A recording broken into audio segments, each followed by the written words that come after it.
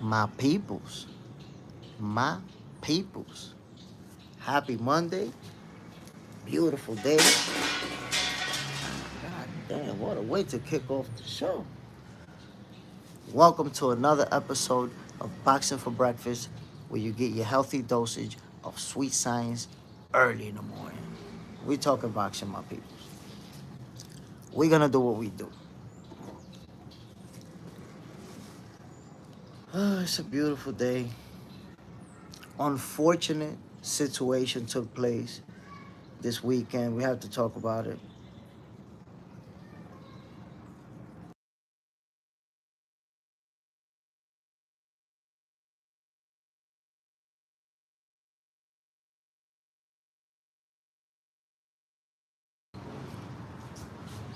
Black Jericho, salute my brother. Bam! You already know what it is, man. We talking boxing. And we're gonna kick off this show with that whole situation that happened in Omaha, Nebraska. Man, listen, I'm disappointed.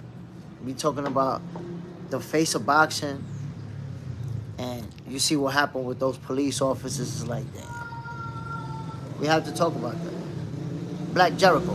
Hurts my heart that the brother couldn't celebrate without some bull crap. Damn, bro. It hurts.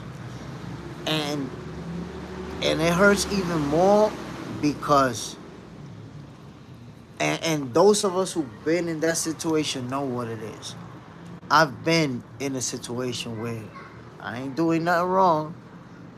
Or you know, if he was driving reckless, you know, but I'm not doing nothing violent, I'm not doing nothing that suggests and I got a gun pulled out on me. You know what that feels like. You don't know if they're gonna shoot you right then and there. You don't know. You've already seen a bunch of stories about how this person got shot, that person got shot, this person got killed. And you don't know if you're next at that very moment. Just do boxing, my brother. Salute. Man, appreciate you dropping in, man. So I feel bad that Terence Crawford has to go through that. It's like, damn, this dude, the most famous athlete out of Omaha, Nebraska. You gonna tell me them police officers didn't know who he was, didn't know who they was pulling over, didn't know who they was drawing guns on? And I have people tell me, nah, because, you know, they saw a gun. They saw a gun, so they had to draw. You know, they doing their job. Bro, what exactly did you think Terence Crawford was gonna do with that gun? Explain that to me. You thought Terence Crawford was on his way to a robbery? You thought Terence Crawford was gonna reach for it and shoot all of you? What exactly did you think the reigning undisputed champion of the world, current face of boxing, was gonna do with that gun, family? Talk to me. To those who say, no, no, no, they had a good reason. They had a good reason to pull out guns on them because they saw a gun in the car. Okay, tell me what the hell you thought the reigning undisputed champion was gonna do with a gun in his car. I need to understand the logic. That's just me, right? Black Jericho drawing down on the pride of Omaha. Man, F them police. Aster Media, damn shame. Black Jericho, that's BS. Nebraska is an open carry state. But that's what I'm talking about. You're in an open carry state. You have the most recognizable athlete in the state, and you pulling guns out on them? What is going on over there? They said that there's going to be an investigation. I want to see what's good with that. Carlos Perez, buenos dias, Jay Smith, salute. Timmy T, Bo was pulled over reckless driving, and that's a serious offense, and have firearms on the floor. Well, Timmy T, I need you to understand, this is an open carry state, so there's nothing wrong with having a firearm right there. In case you didn't know, he's allowed to do that. That's perfectly legal. Reckless driving, that's an offense that you give a summons to somebody. So come on, Timmy T. Reckless driving is not something for you to pull out firearms and point them at people. It's not. It's not. There's no reason to. Especially when you know the person in that vehicle. How do you, even if you want to side with the police and go against Terence Crawford, I'm pretty sure you had Canelo knocking him out, and that's why now you want to have this perspective. But even if you want to do that, you telling me that it was necessary once I identified this is the world champion, this is the guy that we just had a parade for, you think it was necessary to pull him out of the car and do all that? Still? We know who you are. We still gonna do this? We still gonna display this level of hostility towards you? Come on now. Clarence McLean, no Doug Zone podcast. Yo, salute my peoples. Jay Smith, good morning. Chat, my brother. Bam, appreciate you dropping in, man. You know what it is. We gotta call out Omaha PD. I gotta do it. I gotta do what? What exactly? How exactly are they moving out there? What? Why did you choose, number one, to pull out your guns when you know you don't have a criminal in front of you? Why do you choose to pull them out of the car? What is going on? Black Jericho. They weren't drinking or smoking, and Nebraska is an open carry state. It's not illegal to have your gun in the open. That's my point, Black Jericho. It's not illegal to have your gun out in the open. Thus, there was no need for them to pull out their firearms. Reckless driving is an offense that you give a summons for. Reckless driving is something that they write a summons and you show up to court a month later or whatever amount of time they put on it. That's not something that you pull out your guns on somebody for. Come on now. Timmy T, are you allowed to open carry while driving reckless though? Again, you're allowed to open carry while driving reckless. I guess that's the way that you're trying to frame it to make it something else. Oh, yeah. Open carry is legal. Driving reckless is a summons offense. I don't know if you knew this, Timothy, but driving reckless, you get a summons, you get a citation, and you go back to court. Or so you don't even get arrested. Unless you was going, 150, 200, something too crazy, you don't even get arrested for that. Timothy, respectfully, it sounds like you want Bud to get special privileges. No, respectfully, Timothy, what I'm telling you is that the average Joe, especially if they not black, they would not have had guns drawn on them. They would have been pulled over, got a summons or a warning, and went on their merry way. But we know how it goes.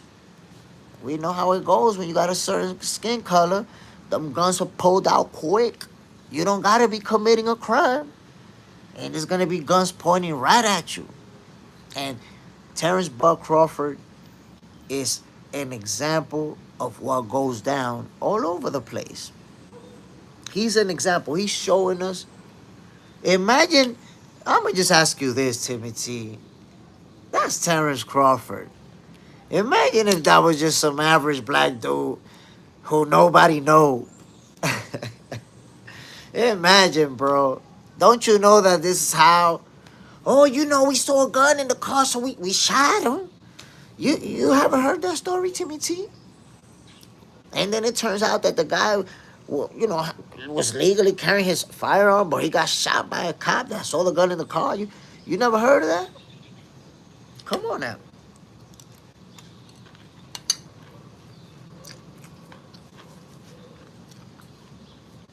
You do not pull out guns on somebody who's not committing a crime. Driving reckless is a violation. That is not a violent crime. So if you're in an open carry state and you're openly carrying, you don't draw your guns on me for that. What's wrong with y'all? I got a right to carry this gun just like you got a right to carry that one. Am I allowed to pull out my gun and point it at you because you got a gun? Because we both legit. We both legally carrying this firearm. That's what you gotta understand, my peoples. In an open carry state, you're allowed the same freedom to have that firearm in the open, just like the police officer. We both have the same right to carry this gun. So unless I'm committing a crime, you don't need to draw your gun on me. That's your problem. Y'all want to validate horrible treatment by police officers. Don't do that, man. Don't validate that.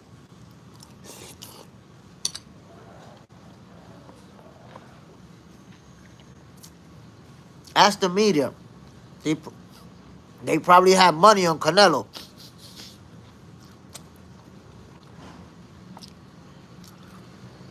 My people, we can't do that.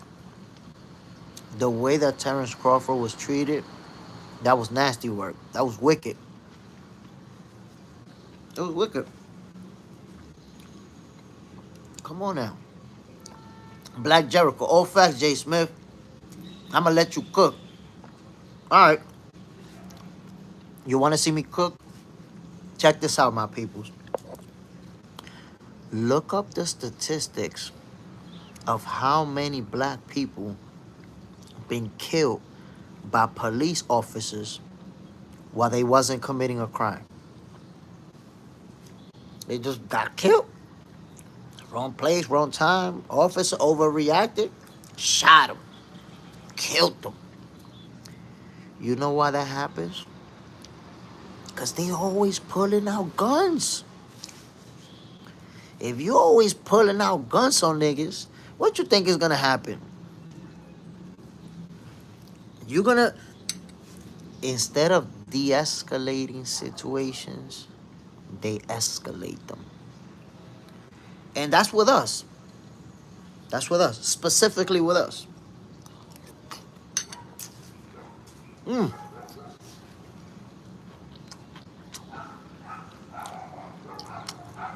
I can show you videos of people of other color who actually grabbed their gun on the police officer. And the police didn't draw their weapon. You imagine that? A civilian getting out of their car and grabbing their gun like this. And the police officer, calm down. Calm down, Billy. Calm down, Billy. Everything is okay, Billy. But the face of boxing, undisputed champion, got a gun in an open carry state. And y'all draw guns on him because he was driving reckless. An offense that you give somebody a summons for, and they show up to court a month later, maybe pay a ticket. Nobody was drinking, nobody was smoking. Terence Crawford is clean. What are we talking about? What are we talking about, my peoples? Nah. I understand, Timmy. Look, if I spent 3 months saying that Canelo was going to knock him out, saying that Crawford was too little, saying that Canelo was going to make it look easy, I would agree with Timmy T too. Trust me, Black Jericho, you would be agreeing with him too. Trust me. You said all that, Timmy T. Trust me, we know you.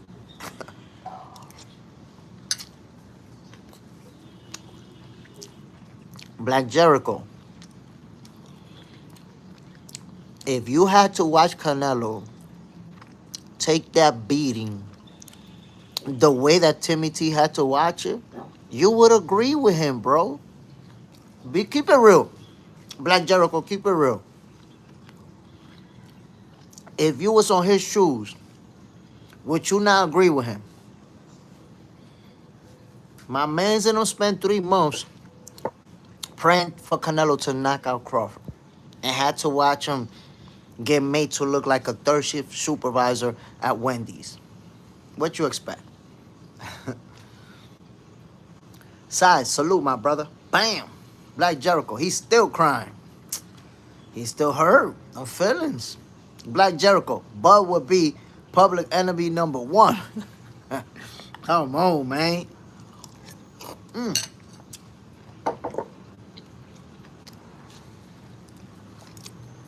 By the way, my peoples, those of you tuning in right now, welcome to another episode of Boxing for Breakfast, where you get your healthy dosage of sweet science early in the morning. Yo, I'm having right now cereal. Enjoy your breakfast. I'm gonna enjoy mine. And we talking, yo, I myself feel like I have to put Omaha PD on blast. I gotta do it, my people. I'm gonna ask you guys this question. Chat, you let me know what you think. With Terence Crawford being the most recognizable athlete in Omaha, Nebraska, and the most famous person amongst young people, because Warren Buffett is the king. But if you ask a 20-year-old, they'll tell you that Crawford is more famous. So amongst the young community, he is without a doubt the most famous person in the state. Does anyone in here believe that those police officers drew their guns and they didn't know that was Terence Crawford? He's driving, remember, he's driving himself. Does anyone believe that they didn't know that's Terence Crawford? They thought that was some criminal, some bank robber, some, I don't know, some drug dealer. They didn't know when they drew their guns that this is the world champion that we just had a parade for. Ernest Morales, Jay Maestro, we're here. Salute, my brother. Bam. Glenn Johnson, they tried to kill the GOAT. Luis Hernandez, nah, they didn't know. Luis Hernandez, you think that they didn't know that was Terence Crawford? Hmm. So I ask you, Luis, if they didn't know that they was pulling over Terence Crawford, why when they was next to the car with their guns drawn on them and they already know, oh shit, this is the world champion, why they didn't stop with the hostilities? Why they still pulled them out of the car? Why they still engaged them in that manner? Because if you're saying that they didn't know, then when they realize, oh shit, this is the world champion right now. We just had a parade for this nigga. My bad, Crawford. Oh, you speeding? Look, we gotta give you a summons. You speeding? You take your summons. Go on your way, champ. But all of that? Come on, my people. Come on, my people.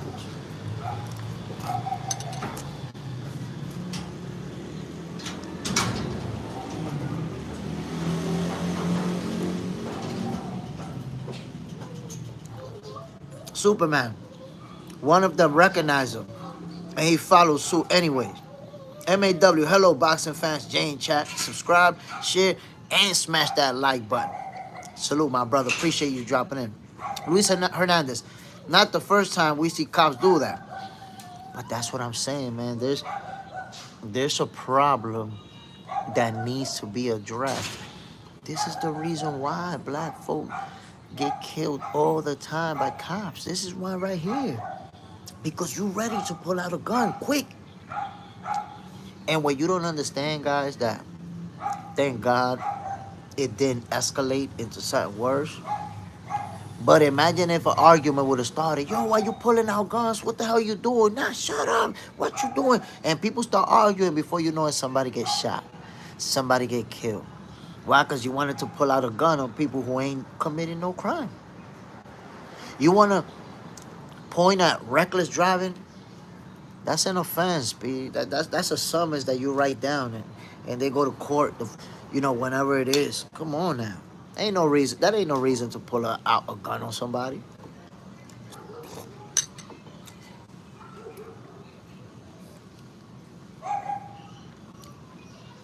Glenn Johnson, they literally just had a parade.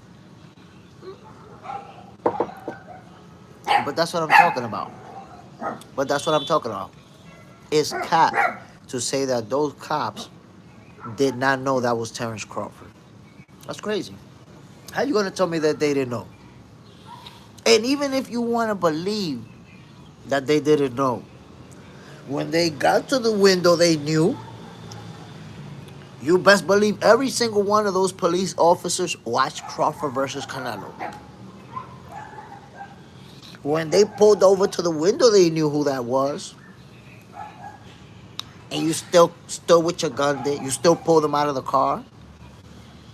All of that? Come on now. Chuck Smith, food truck. They tried to tell the GOAT out. He literally just got off stage celebrating his birthday. This is a warning. They're trying to destroy him. Come on now. Come on, they knew who that was. Luis Hernandez. Look at Luis Hernandez. Reckless driving can lead to someone dying. You see, Luis Hernandez? That's how I know that you spent 3 months saying that Canelo was going to knock him out. You spent 3 months saying that Crawford was too little. Now he beat up Canelo, and this is the best that you could do. That's horrible. That's wicked stuff, man. That's wicked stuff.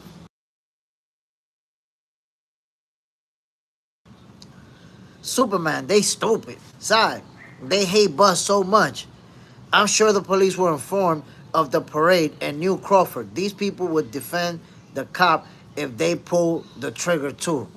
I'm trying to tell you, man. You look at the wicked behavior that was displayed against Terence Crawford. The people that say that that was right, are they just as wicked for trying to validate that?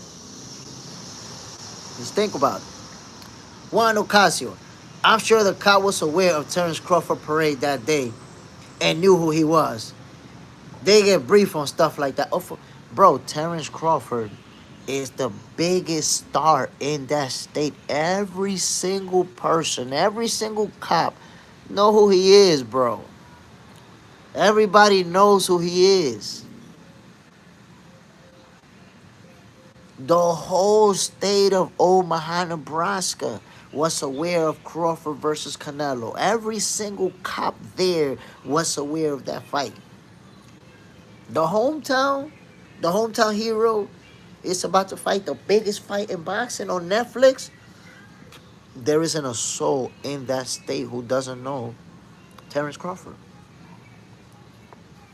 The police officer who are involved in the parade, who are even involved in fights that happen in that state, they didn't know Terence Crawford?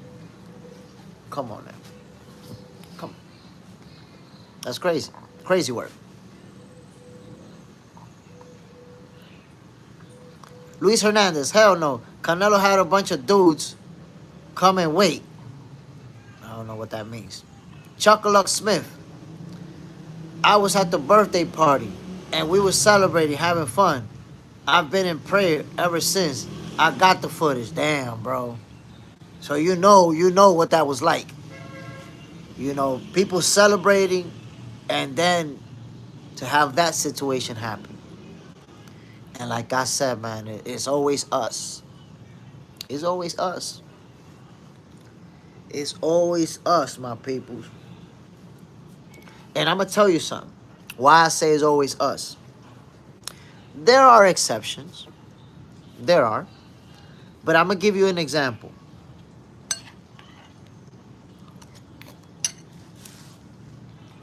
Me,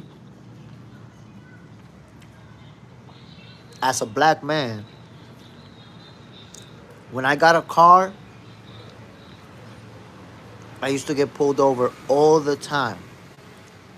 Not doing anything wrong, literally just driving around, going somewhere. I will get pulled over.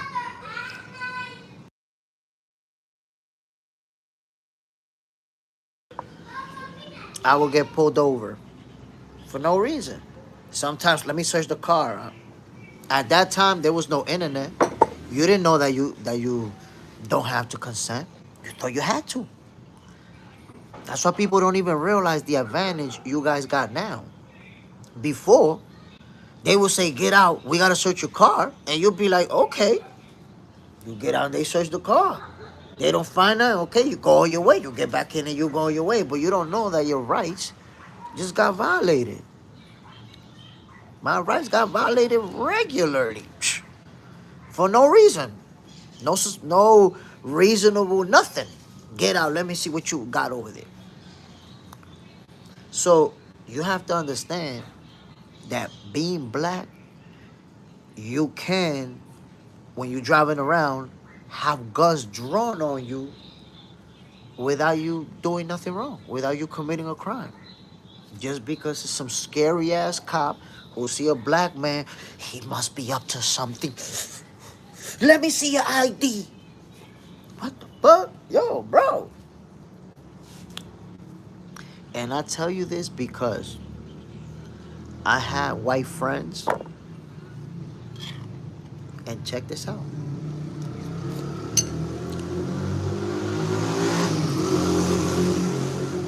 I had white friends driving around in cars similar to mine and told me, yo, I never been pulled over, bro. Why they be messing with you like that? I never been pulled over. Well, my guy, I get pulled over all the time. What can I tell you? Shit is different for us. So,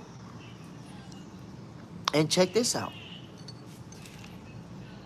I got arrested for smoking weed multiple times. And I had my white friends tell me, yo, I never been arrested. Yo, you got the worst luck. They've never arrested me for weed. They maybe took my joint away or made me throw it away or even let me keep it. But I've never been arrested. You see the difference? So the reality is when you're a black man driving around in a nice car, and by the way, I wasn't driving around in a nice car. My car was bullshit. But if you're driving around in a nice car or a bullshit car, you will be pulled over. There's very rarely can a black man say, I'm driving in this city or in that in certain cities and I wasn't pulled over. A bunch of times. The more you drive there, the more you're gonna be pulled over.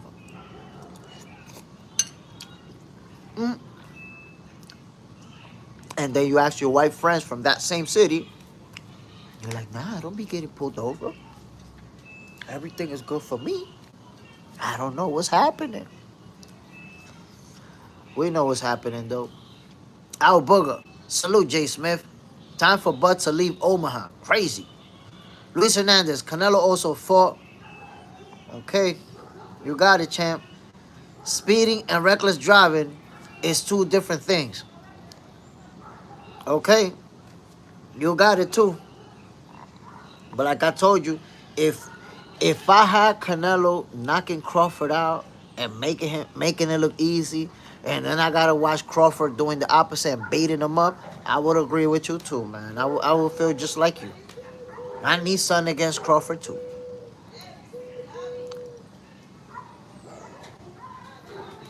Chuck-a-Luck Smith. We went home from a celebration to almost assassination. That cop hates that the man is doing better than him. He was told he would never be nothing and doing better than him. He knew who he was. Come on now. Come on.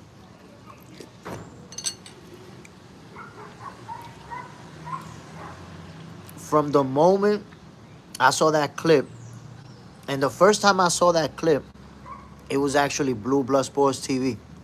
Shout out to Blue, my brother.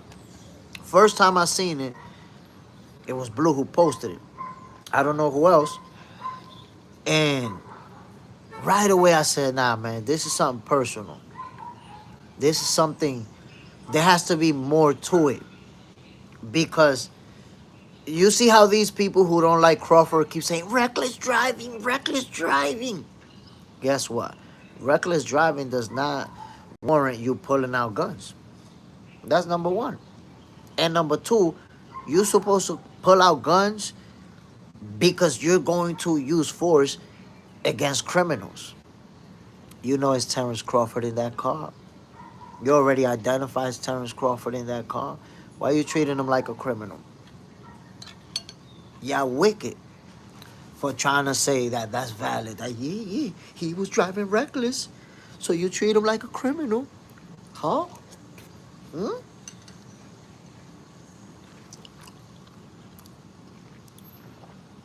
What kind of brainwashing they put you through for you to believe that it's okay to pull out a gun on a man because he was driving reckless? The funny thing is that in your head, I guess you may have decided what driving reckless is. But a lot of things could be described as driving reckless. Going through one stop sign, missing a stop sign, is driving reckless.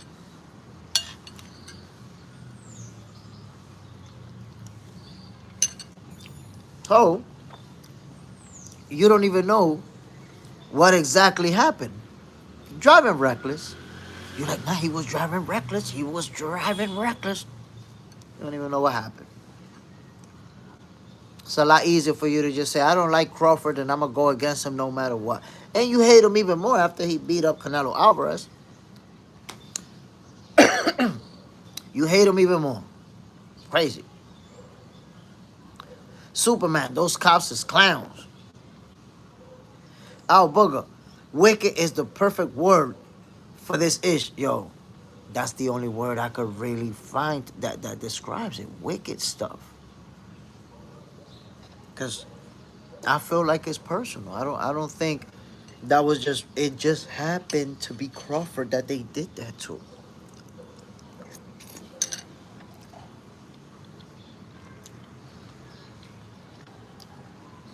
That's what I told you guys earlier. People get killed, innocent. Innocent people get killed all the time by police officers because they pull out guns when they don't need guns.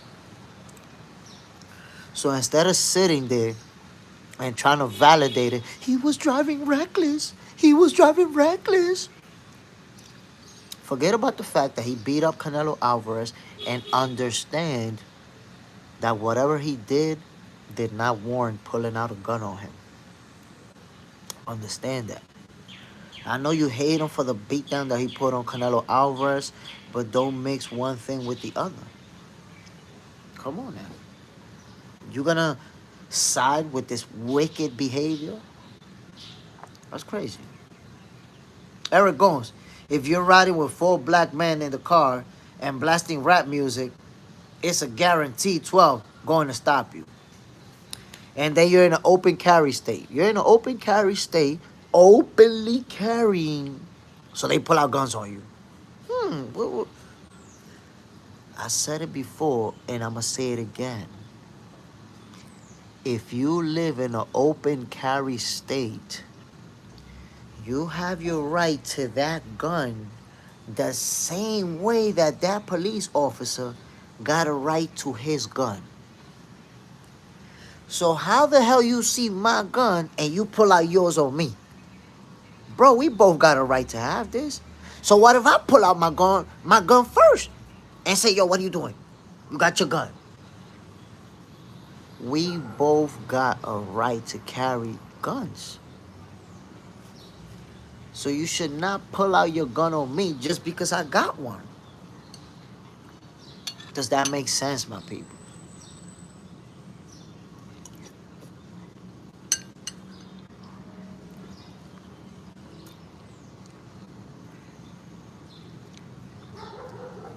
Chuckaluck Smith, I live here in Omaha and have been pulled over almost 50 times. They know who we are. I have a restaurant and food truck, and they are mad at black excellence. They don't like us having we are enjoying. You see? You see the deal? And you know what it is, Chuckaluck Smith, that I want you to understand. And by the way, Chuckaluck Smith, Wilby's, and Comfort Food Truck, my peoples. I just hearing this man talking, I already know this food truck is fire. You gotta go check it out. Yo, Chuckaluck Smith, I need you to put in the comment section where you at, bro. Where you at for the people to check in with you? Eat that real black excellence food truck food, my brother. Put your joint up. We need to know where you at. Um, I'm gonna tell you something, Chuckle Smith, and you're gonna feel me on this. Since you've been pulled over so many times, I'm pretty sure that within those times, somebody grabbed their gun like that, or multiple people grabbed their guns, or even pointed it at you when you're not committing a crime. But you have found yourself with somebody either grabbing it or pointing it. So I'm gonna say some of the most realest shit y'all ever heard right now for you. Check this out.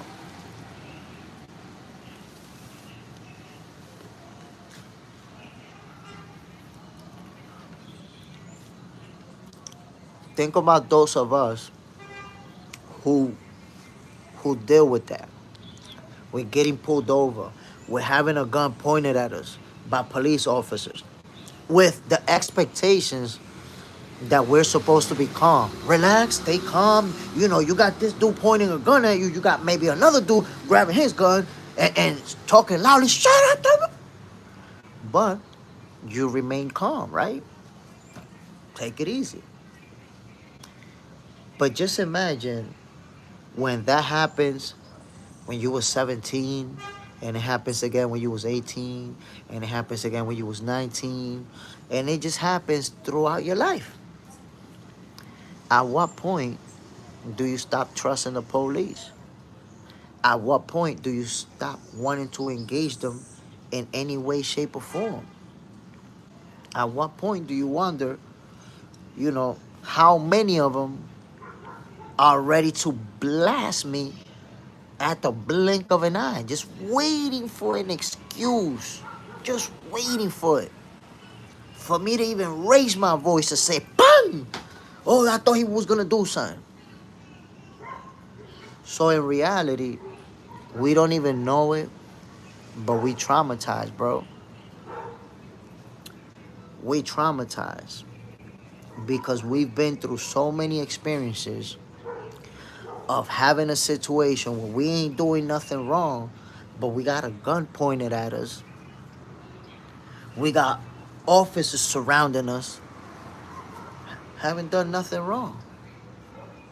Now, you imagine what it was to be a slave in the 1800s and to be walking around and have a group of masters find you. What you doing here, boy? Where you going, boy? Try to imagine that scene and then try to fast forward to 1999 and I'm just driving around and then what? Before I know I'm surrounded, 5, 2 pointing guns at me, 1 grabbing the gun right here. Where you going, boy? What you doing? We need to search you, boy. Doesn't it seem similar?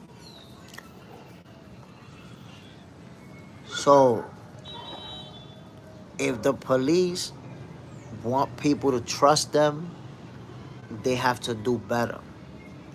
They have to find better ways to communicate, to talk to the people, to reach out.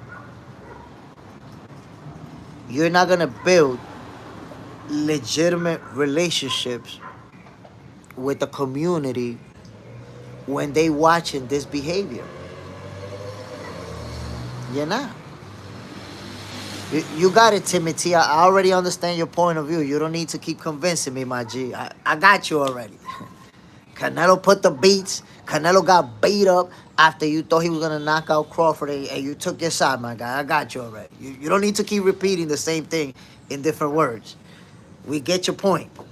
You're saying Crawford was doing something wrong and they had to do what they had to do. I got you, bro. That's it. You don't need to keep going with it. The hydro grind. They say Crawford keep looking at the gun on the car floor.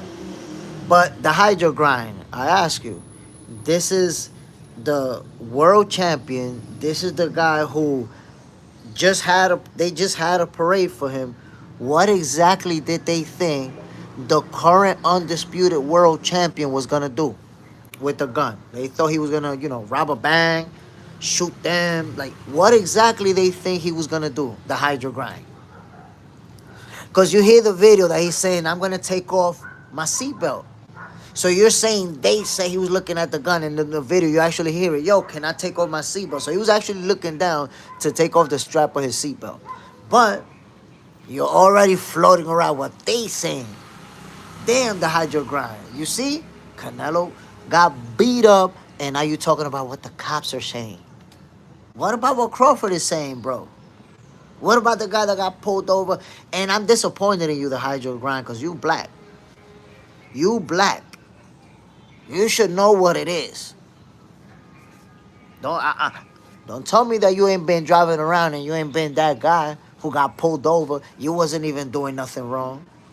You wasn't even doing nothing wrong, and you find yourself getting pulled over. What are you doing over here in this side of the neighborhood? Come on now. Chick-a-Luck Smith. They have pulled the guns out on me 12 times, and they only gave me a ticket. I don't even drive my old school Chevy anymore. I don't even drive rims, and I don't play loud music in my trucks. I'm older and want to live. But you see what I'm saying? Chick-a-Luck Smith, you have to adapt just to try to avoid not being abused. Simple thing, something as simple as raising your music that people take for granted, something as simple as putting on some nice rims. You gotta think about it twice, because that could lead to you getting pulled over, have guns pulled on you, all type of. Come on now. Come on now. Omaha PD, they gotta be put on blast. And the police officer, the specific police officer that had the guns drawn out, he needs to get fired. ASAP. He should have been fired even before the investigation. They should have watched the video and be like, nah, you fired. What is you doing? And I tell you what, if in that investigation they determine that this police officer knew who Terence Crawford was, he needs to get fired. ASAP. ASAP. Because you're not going to tell me, well, I know that's Terence Crawford, but, with that gun, I don't know if he was going to rob a bank. I don't know if he was headed for a shootout. I don't know if he's coming from a bank robbery. What you thought that the undisputed world champion was going to do with that gun, son? And then the worst part about it is, you're in an open carry state. Come on, my people. In an open carry state, the people got the right to carry their guns just like the police officer. You cannot pull out your gun on me because I got a gun. This is legal. So they try to put that combination like, oh, reckless driving and he had a gun. Well, the gun is legal. It's legal. It's an open carry state, and I'm openly carrying a gun. Come on now. It is legal. My peoples, listen to this address if you go to Omaha, Nebraska. Chick-a-Luck Smith, Wilby's Comfort Food Truck, in Wilby Comfort inside the West Lane Bowling Center, 151st 72nd Street, Omaha, Nebraska. My peoples, you gotta go over there.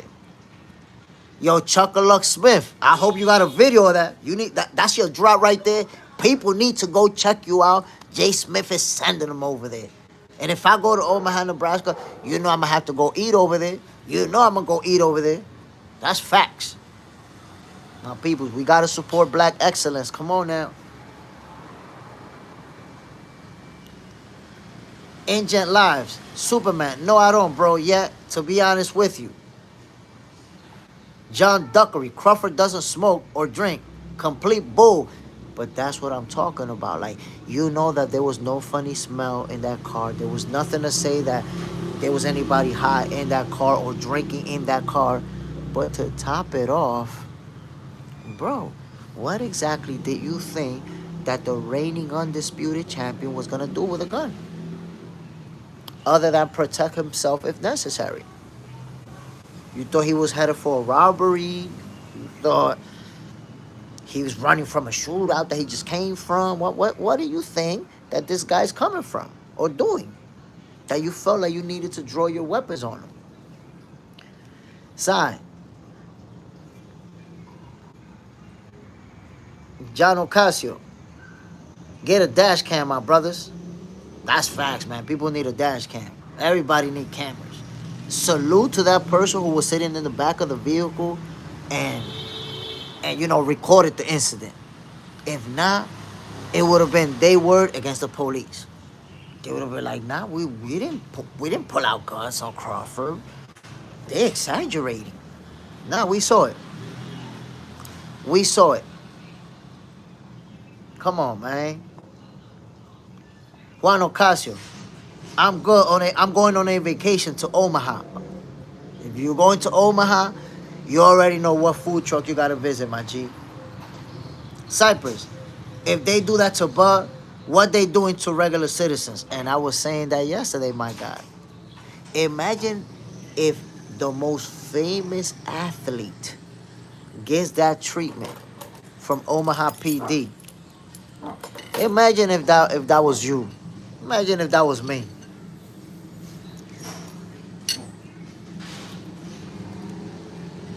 The story may have been about how this guy got shot inside his car because they saw a gun and he made a sudden movement.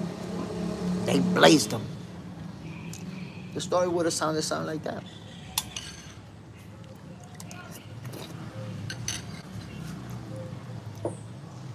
Y'all don't remember the dude that got shot trying to take off his seatbelt? They told him to take off his seatbelt. This dude went like that. Bah, bah, bah, bah. Shot him up. So with Crawford, they're looking at the seatbelt. They're like he looking at his gun. Come on now. What? How scared are you? What are you doing? So it has to stop, man. Something, I hope, number one, that police officer get fired. Good job. I hope they fire that police officer. That's number one. And number two, I hope that they put policies in place. Effective policies in place, my peoples. Y'all gotta stop drawing guns on people who's not committing crimes. That's why y'all killing people left and right who ain't even done nothing. Because you ready to pull out that gun. Scary as hell. You scary as hell ready to pull out that gun. Look, I'm going to tell you guys like this.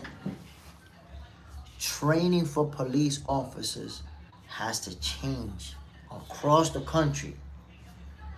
Because it's like they're not trained to de-escalate. Instead, they escalate the situations and make them worse. Because even if you're not committing a crime, do you know the mental stress that it puts on you to have somebody pointing a gun? Or possibly multiple people pointing guns at you? And not necessarily even pointing it. If you get pulled over and somebody's like this, grabbing it, do you understand the mental pressure that puts on you? So, there's the reasonable them. I was looking for this hat and I couldn't find it this morning. There's the reasonable people who get pulled over by the police and stay quiet, stay relaxed, don't say nothing crazy. I'm one of those. Don't say nothing crazy, follow instructions and all that. But there's also going to be the people who are going to react differently, who are going to want to fight back, who are going to say, yo, I'm not going to let you abuse me. And then now you gave them an excuse to shoot you. Because a lot of people want to fight back. Now, you imagine the mental stress of being abused, but you can't fight back because you know now I gave you a reason to shoot me. Now I gave you a reason to kill me. So I got to just, damn, that's it. I got to just take it. But everybody doesn't. And that's why, I'm telling you, instead of the police officers de-escalating the situation, they make it worse. And and look, I cannot generalize. That's not every single police officer. I know that. But as a whole, look what happened. You can't judge one cop. That's the police department. That's how they moving. And look, there's somebody in the chat, Mr. Chick. Damn man, I don't want to say the name wrong. Mr. Chuckaluck Smith, who's from Nebraska, is telling us that he's been pulled over 50 times over there. Had guns drawn on him and everything. Never even been arrested, a summons, a ticket. And look how much police interaction. Come on, that's how it happens. All these unnecessary police interactions eventually lead to somebody getting killed, somebody getting hurt, somebody who wasn't even doing nothing wrong, somebody who should not have even had a gun pointed at him. Injured lives. Good morning, everyone. Salute. Bam. Jay Smith. They got the cop pic everywhere, even on Facebook. He cooked. He needs to get fired. He needs to get fired, man. ASAP. Simple as that. Fire him. And guess what? They're going to fire him, and he's going to be a cop in a different police department. Hopefully, when he go do that, he won't be doing the same goofy shit.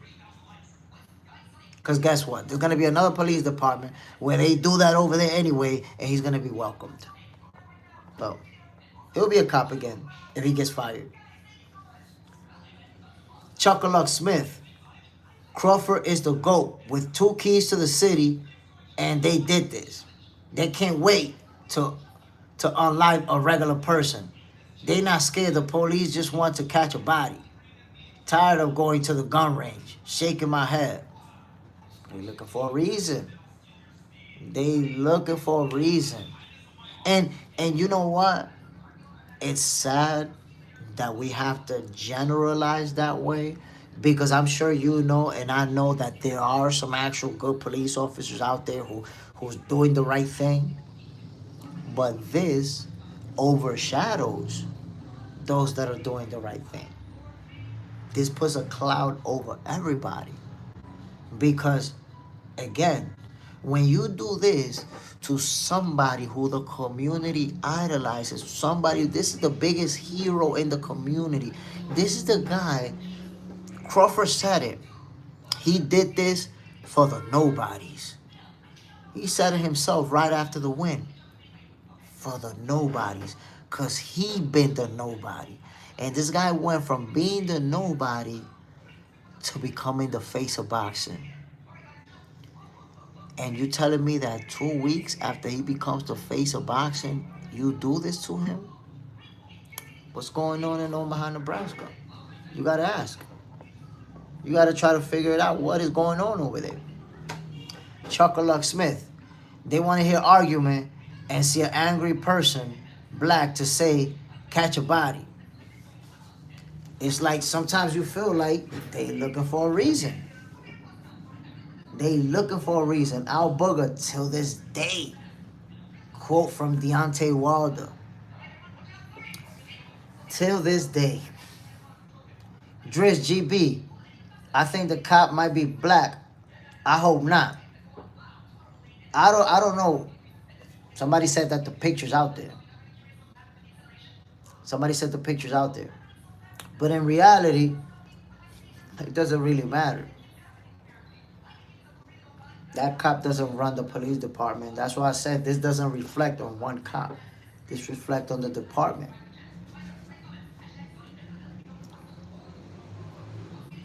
The Hydro Grind. That would have been a tragic ending. Horrible. But that's what I'm saying. Tragic endings is what you get when you're always pulling out guns on people who ain't doing nothing that warrant a gun. you're bound to shoot the wrong people. You bound to, and how? Listen, how many times have we seen that story? Like I told you, I remember a guy who the cops told him to take off his seatbelt, and when he went like that, pum, pum, pum, they shot him. They say he was reaching for his gun, trying to take off his seatbelt. Come on. They have to, you know, and the problem is that these police officers, they do that, but they do what they're trained to do. Unfortunately, it's a systematic issue. They're trained to do that. We can act like we don't know. We can play dumb. But there's a reason why, if you're my color, you've been pulled over a lot more times than if you're white, for example. There's a reason. It's not a coincidence. It's not a coincidence. I've had my, if there's anybody here who's white, I have my white friends tell me, Jay, I'm going to be honest, I've never been pulled over in my life. I have my white friends tell me, Jay, I'm going to be honest, I never seen a cop pulling a gun on me. I've never seen a cop grabbing a gun on nothing. Never seen nothing like that.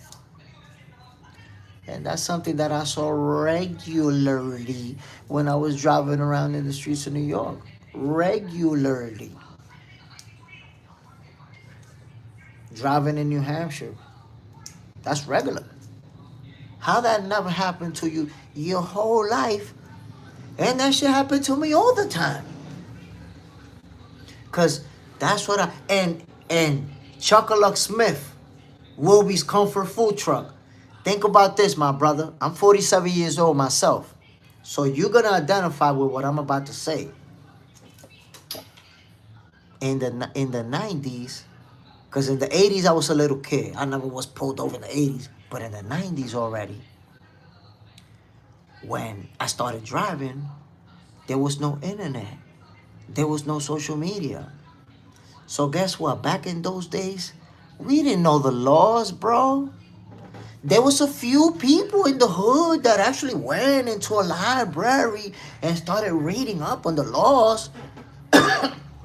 And the homeboy that we got that got locked up, and he was reading up on the laws, and he found out some things and shit. But we didn't know the laws back in the days. It's not like now. Now you just you got all of the laws that exist right there on your cell phone. We didn't have that.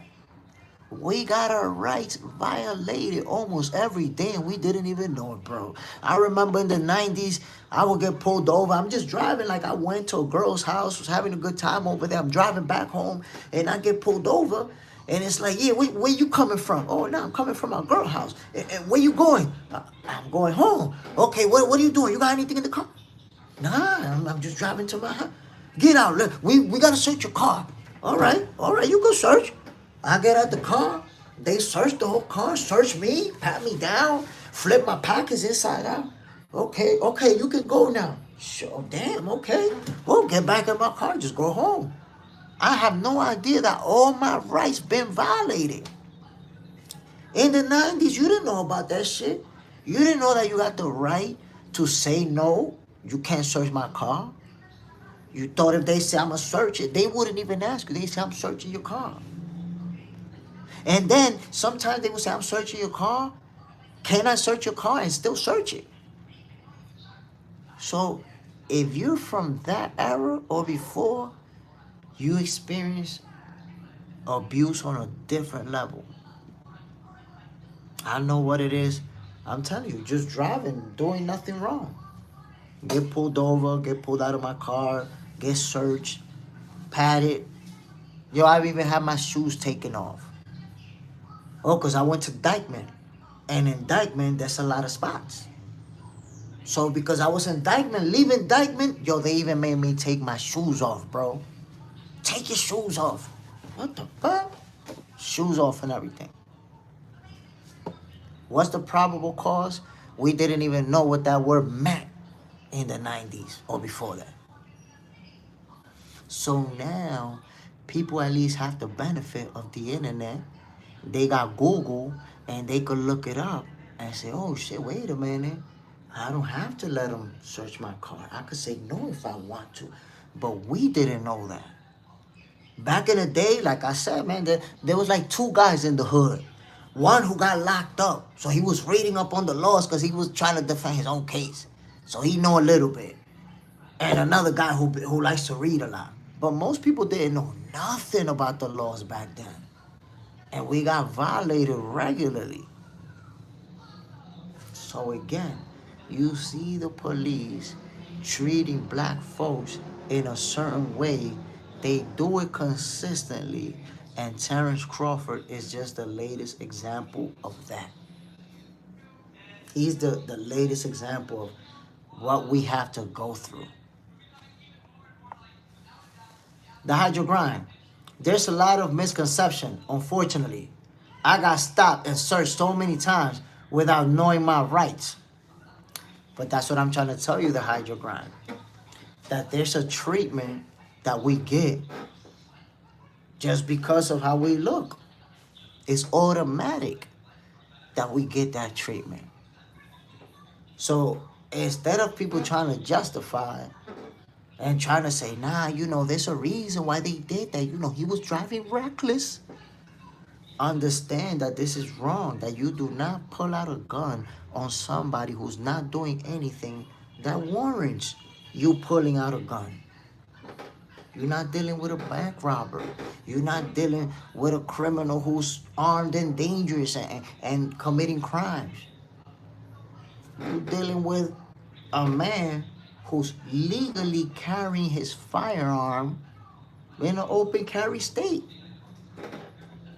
How are you telling me that you're going to pull out a gun on me because I'm openly carrying in an open carry state? I'm not sure, man, but that don't make a lot of sense. Come on now. Mule, will you be talking boxing at all? We going to be talking boxing, but are you asking me about boxing? Bud needs to move up to 175 and take out on Benavidez. So, Mule, what happened is that you spent 3 months, right, saying that Canelo was going to knock him out, saying that he was too small for Canelo Alvarez. You spent 3 months saying that Canelo was going to make it look easy. Now that Terence Crawford beat up Canelo Alvarez, you're angry. You're shell-shocked. You want him to go fight an even bigger guy. How is it that first you said that he was too small for Canelo Alvarez, but now you want him to go fight at 175? Make that make sense, my guy, first. I need to understand it. Victor Conti, you're not even black. Okay, Victor Conti. I'm going to go ahead and invite you to the block party. The hydro grind. Driving while black. That's what we get. That's what we get right there. You're driving while black. I need to pull you over. I might have to grab my gun. I might even have to point it at you. Because I don't know. That color. I'm threatened. Come on now. Come on, my peoples. So, check it out. Check it out. Kerwin promoter. What do you think about Canelo needs to do to be great again? What do you think Canelo needs to do to be great again? I mean, Canelo's a great fighter. He took one loss. I don't think that taking a loss to another great fighter diminishes him in any way, shape, or form. And I said this before. I said, when one of these guys loses, we're going to have a bunch of people say, oh, nah, look, he's a hype job. He's a bum. He's this, he's that. But in reality, both of these fighters are first ballot Hall of Famers. Regardless of how the rest of their careers play out, they already have the resume to be in the Hall of Fame. So you lost to a great fighter. That happens in boxing. If two great fighters fight, one guy's going to lose.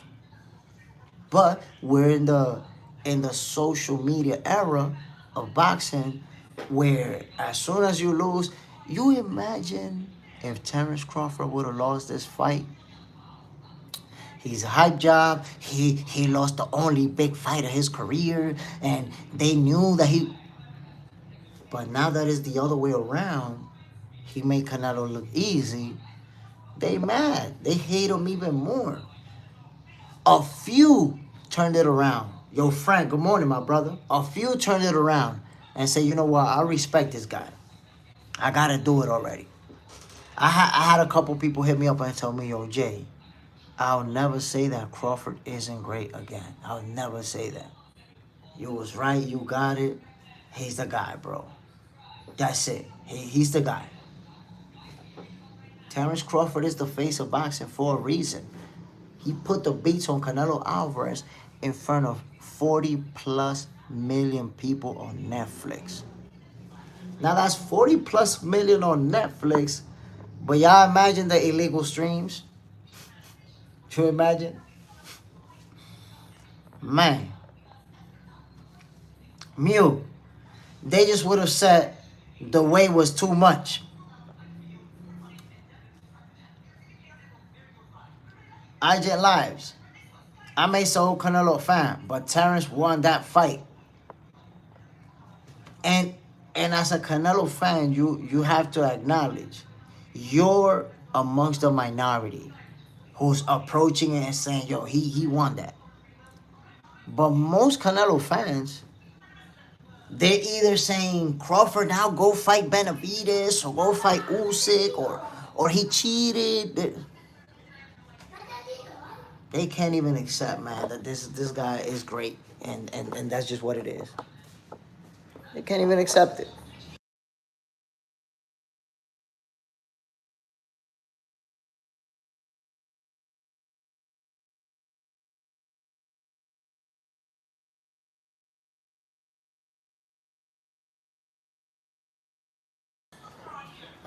My peoples. My people. My peoples. My people. Mew, everybody at 168 brings nothing to the table for Crawford or Bud, for Canelo or Bud. Well, guess what? They bring something to the table at 160. At 160, Crawford could go down and become undisputed in another division. And now, arguably ascend, arguably ascend to the greatest fighter of all time. So, I know that you want to look for an angle where you could find somebody bigger that you think can beat him. Terence Crawford is not going to ever fight at 175, ever. So you could abandon that. You could abandon that idea, that notion of 175. But you don't want to abandon it because you want him to lose so badly that you want him to fight a big dude. Whoa, my guy Greg Hackett is in the building. Salute, my G. Bam, appreciate you dropping in. Yo, Greg, man, I'm trying to tell the peoples, man, what went down in Omaha, Nebraska, that was wicked stuff. That was wicked work. There's nobody here that could convince me that those police officers did not know that was Terence Crawford, the most famous athlete in that state. Chuck-a-Luck Smith. Crawford is definitely the guy. And when Bob knew it, he switched up and said, I'm losing money because he can't sell. And he could have bought 10 mansions in Beverly Hills with the money he gave him. Come on now. That was that narrative. They started putting that narrative on Crawford to try to diminish him, to try to diminish his value. And it's funny that you say that because Greg Hackett, who's in the building right now, he actually said that. He said that they attacked Crawford like that to not allow his value to go up the way Canelo Alvarez and the way Crawford and the way Floyd's value skyrocketed. Yoda, remember that old saying, more money, more problems. That's a fact. Greg Hackett, BTV, they was just trying to catch him slipping. Yeah, but how you gonna catch him slipping? The guy don't drink. The guy don't smoke. And what do you exactly think that he was gonna do with that gun? Like he's openly carrying a gun in an open carry state. So that's like what you thought that the undisputed reigning world champion was headed for a bank robbery, that he was coming from a shootout, that the face of boxing might have pulled the gun and shot ya. What exactly you think he was gonna do with that? With a legally gun. With a legally, with a gun that he's carrying legally. That's crazy. He needs to be, yo, that police officer and anyone involved in that decision making process need to be fired. Make no mistake about it, my people. They need to be let go ASAP. Current promoter, that police officer bet on Canelo and lost. So he's mad. Yo, man, listen. If it's because of that, he must have put his whole paycheck up. Whole paycheck gone. Army Dad Jay Smith. I am 55-year-old retired combat vet with combat sport background. I truly enjoy your show and you're on point. Glad to see someone keeping the casual boxing fans in line. Um, so Army Dad, the first thing I want to say to you, I'm humbled that someone like you're a real hero, you're a true life hero. You put your life on the line for people that you don't even know. So first of all, I appreciate you. I want to give you your flowers for the sacrifice that you've made. And I appreciate it. I appreciate the compliment, my brother, because this is what I'm about. And being 55 years old, I'm 47, so we're not that far apart. I think you can identify with a lot of the things that I say, and you've witnessed.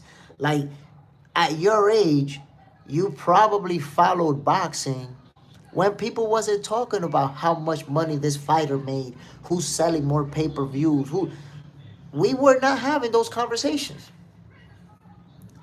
So taking into account that we were not having those conversations, I'm gonna have to say, at the end of the day, social media has changed the way that we argue about sports, the way that we debate, we go back and forth. Because now people bring up the money element into the arguments.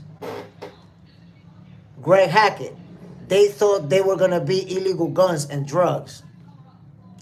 I I find it hard, honestly. I find it hard to believe, Greg. And you know why I say that? Because Terence Crawford is someone who been a part of that community for so long, and who's been a professional, who's been a world champion, who's already been at that high level for so long, that how could you honestly believe that this guy, right after his parade, is gonna be riding around with guns and illegal, with guns and drugs? Like I find that like maybe they wish they could cash him with that, but how could you honestly feel like, yeah, he gotta have something? Like, come on, man. Somebody of this level who's been operating at that level, that's wicked stuff. Yoda, gotta wait. See the dash cam footage corroborates the officer's probable cause. Yoda, trust me, there's gonna be no probable cause. Reckless driving is not probable cause to draw your firearm. You're gonna find that out. Now, if that reckless driving comes with a crime that you already committed, yes. So if you did something and now you're running from the cops recklessly, yes. They're not running from the cops. Reckless driving alone is not something to pull a gun out on somebody. That's number one.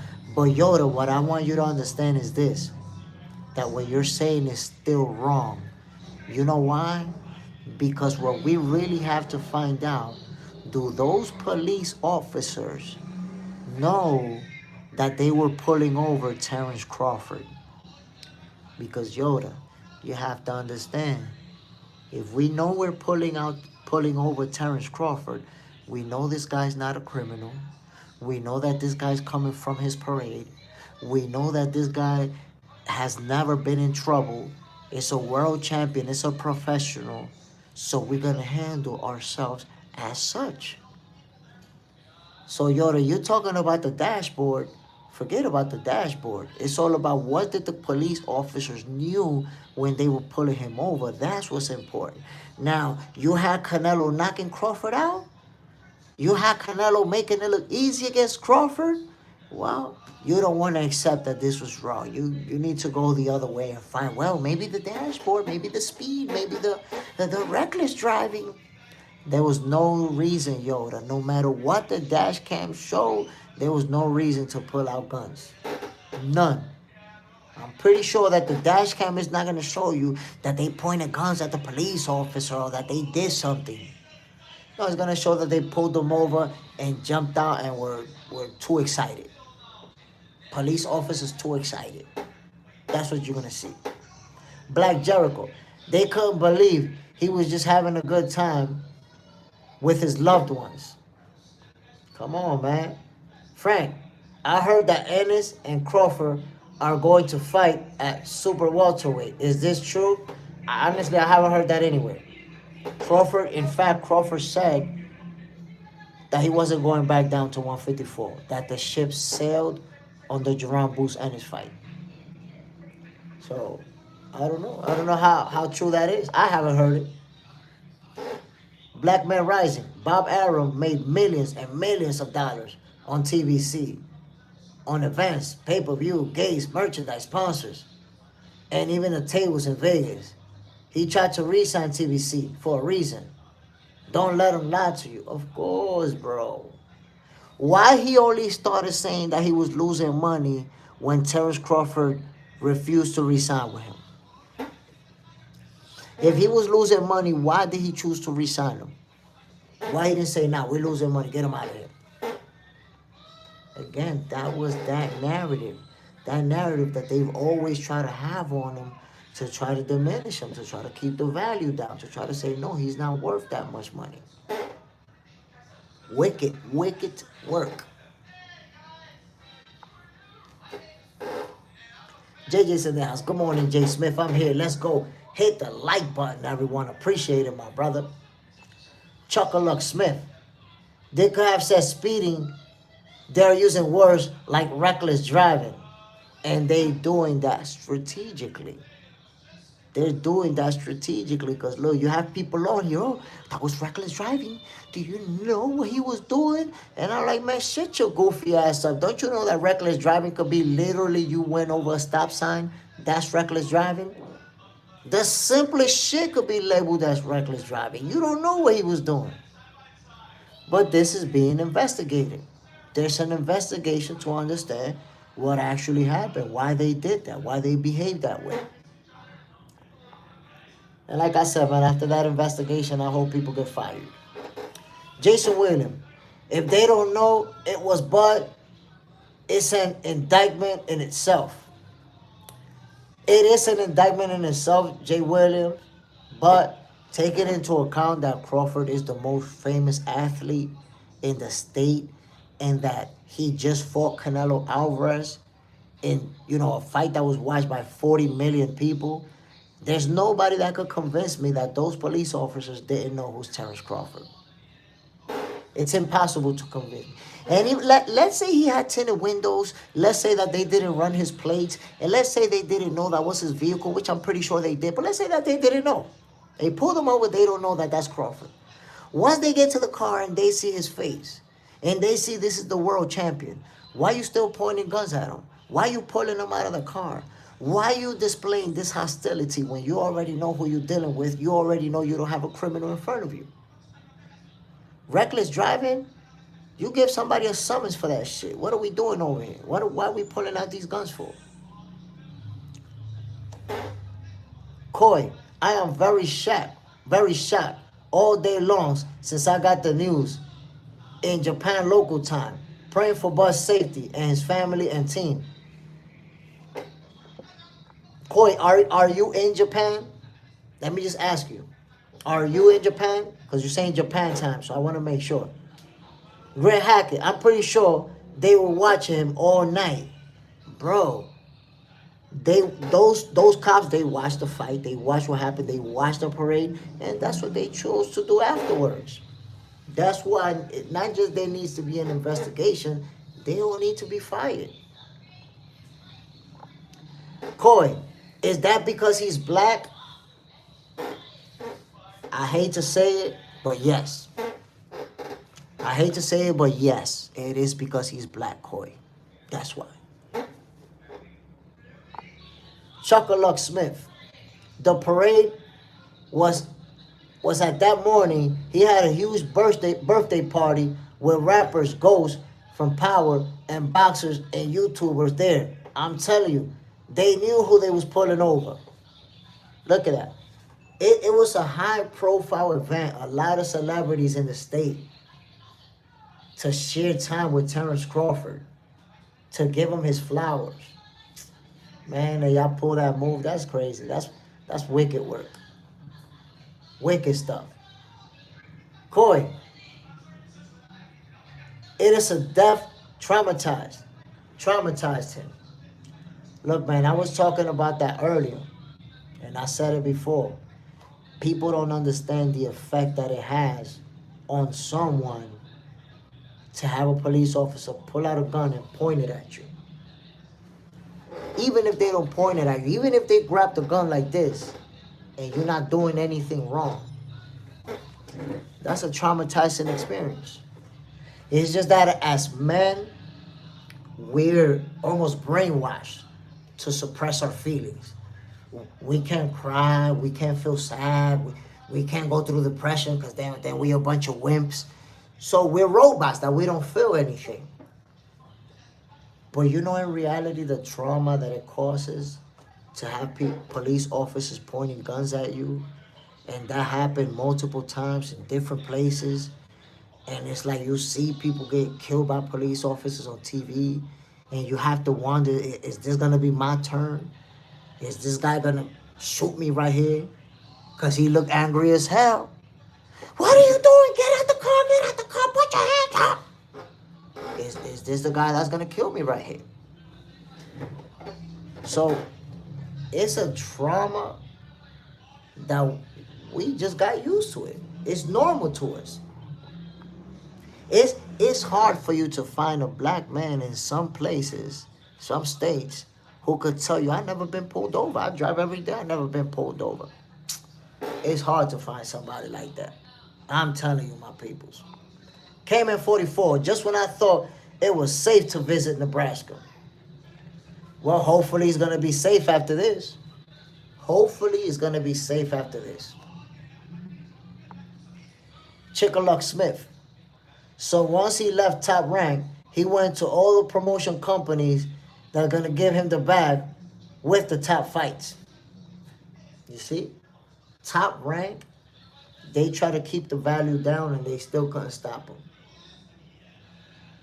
Ernie Barr, that gun didn't phase Bud. He been shot in the face or on his head. That don't mean nothing, bro. Just because you got shot doesn't mean that you laughing at a gun being pointed at you. Nobody feels good having a gun pointed at them by a police officer, bro. That what you're saying is cap. That's pure cap.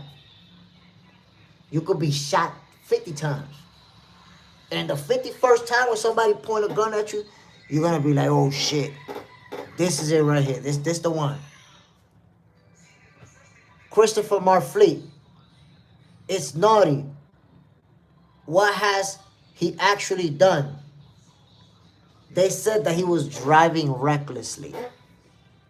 You see, they use that wording, recklessly. So we don't know what exactly he did. He could have went over a stop sign. He could have swerved from one lane to the next. He could have went over a red light. He could have been going 55 in a 35 speed limit road. We don't know what he was doing exactly. We just know that he was driving reckless according to them. Superman, goofiest of the entire Oofiest. You know what? Superman, I have not done a goofiest of the Oofiest segment in a couple of months. This is going to be my first one. I'm going to be doing that for Omaha PD. Goofiest of the Oofiest. Superman, Bo was hot at those cops for real.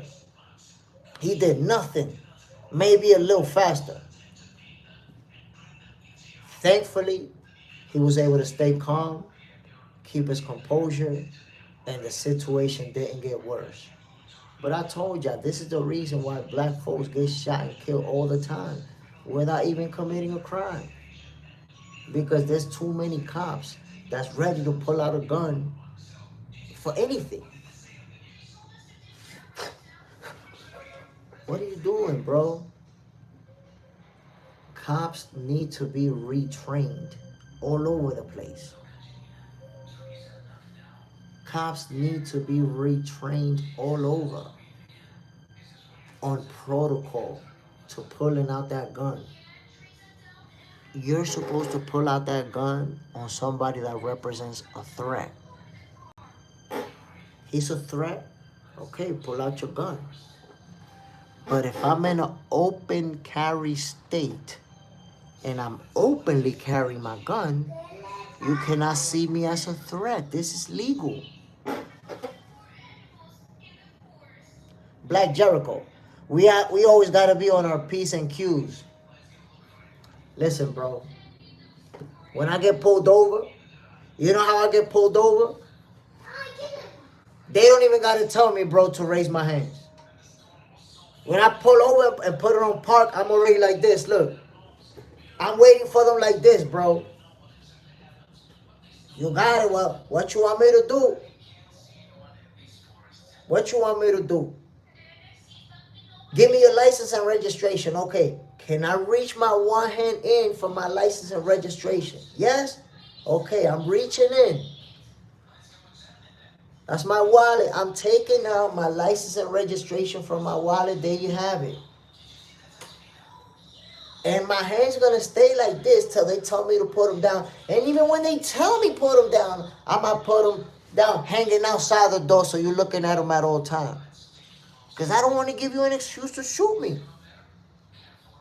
I want to make sure that you don't have no excuse to say, oh, nah, look. No, I don't need no excuse. I don't want you to give me no excuse. I don't want to give you no excuse to shoot me and say, no, because he did a funny move. And I had to do it. Nah, hold on. Just follow my instructions. Joseph Doherty. Nope, be lawful.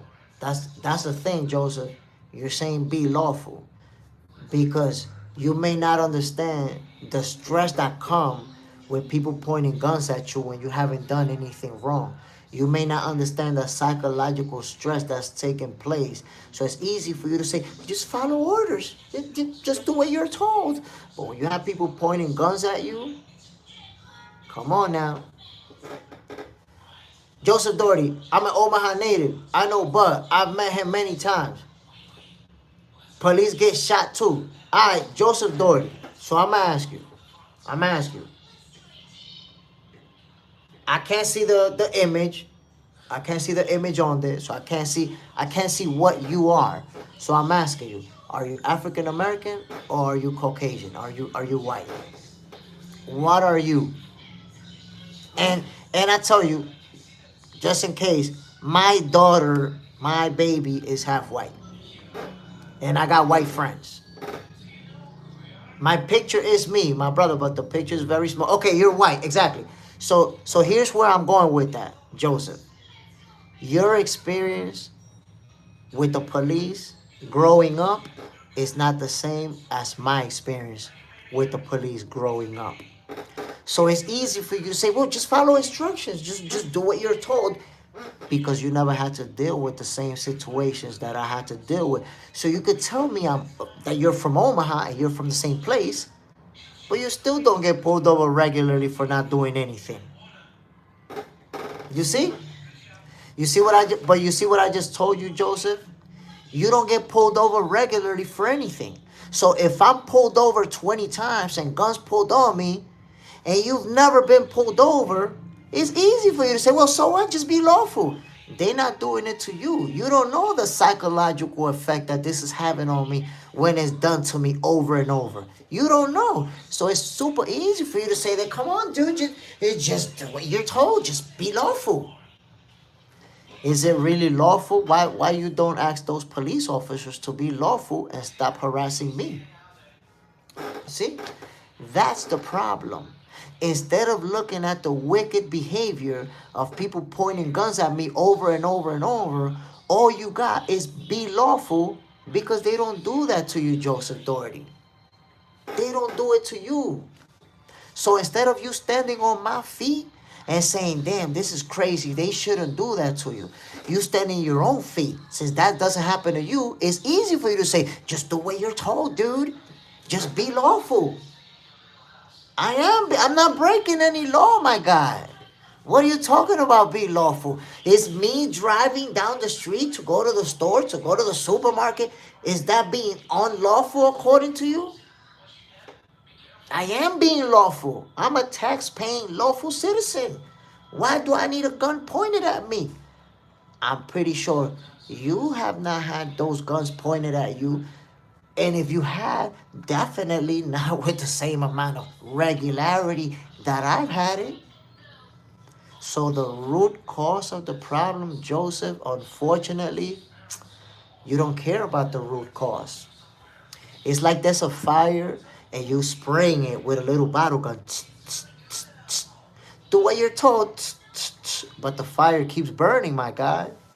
You're not stopping the fire from burning by telling me to just do what I'm told. Keep getting harassed and do what you're told. It doesn't matter that they pull you over all the time and psychologically abuse you and put guns in your face. No, just be lawful and do what you're told. It's very easy for you to say when you don't go through it, my guy. That's the problem.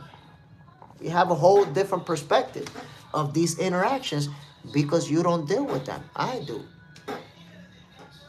Ernie Bar, what kind of car you drive? It doesn't matter.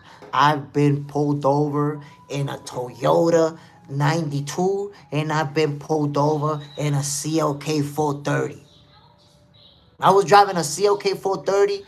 It was like a 98 and the year was 2000. And that same year, I also was driving a little Honda, like a 98 or something like that. It doesn't matter what car you driving, bro. It's this that matters. Look, whether anybody here want to admit it or not, we all know it's this that matters. It's this right here. In the hood, it's this that matters. And then amongst the millionaires, it's still this that matters. We know this. We know this, my peoples. Come on. Underrated will. Not for real. I told them I have firearms because they'll shoot you. Terence should have said that first. But I understand he was scared. You moved because I would have shifted myself. I don't know why you're saying that. Where are you getting that from? They're pulling over a person who's openly carrying in an open carry state. Underrated will. It's an open carry state and he's openly carrying. What are you talking about? Why are you translating that he shifted because he was scared and not just understanding that the guy was trying to take off his seatbelt? So again, you're taking the angle of almost siding with the police officers simply because Terence Crawford put the beats on Canelo Alvarez. You said Canelo was going to knock him out for 3 months, and now this. Come on, underrated will. Stop. Black Jericho. Don't walk across the street with your hands in your pocket. Be lawful. Come on, bro. Come on, my people. Like, how do you get harassed over and over by police officers? Harass. And the response to the harassment is, you got to be lawful. You got to be lawful. What are we doing here? What are we doing here, Joseph Doherty? That's your response. Be lawful. Not they should stop harassing you. They should stop putting guns in your face. They should stop killing you. Be lawful. That's the best that you got. Again, it's like I told you, Joseph. You know, you can either choose to have empathy and see it from somebody else's point of view, or you can see it from your point of view. Since you don't have to deal with it, you don't give a damn about it. Ah, bunch of wussies. Move on from that. Look at you playing victims. That's what happens. That's what happens, Joseph Doherty. In the United States, there's the reality of what's happening and the alternate reality that you have in your head. That us being treated like that us being abused, and we're just a bunch of wimps. Deal with it. You have an alternate reality. You can't accept what's actually happening. You don't have you don't know what empathy is. You see? Empathy is a concept that you don't understand. You don't understand the effects that it has on someone when you put a gun in their face for them doing nothing, and you do that all the time.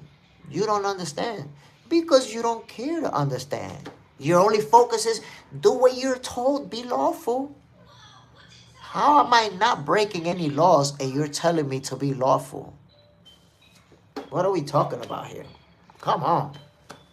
I have to change that mind. And I can't get you to change that mindset. I know that I can't. You think your point of view is the point of view of your father, your grandfather, your great-grandfather. The ones who owned slaves, that was their point of view. How can I change yours? It's generations and generations and generations of that point of view. They victims. They playing victims. What can I tell you, my guy? Mr. Perfect. He not only said, but also said he had a license to carry. The millionaire man was legal, no doubt about it.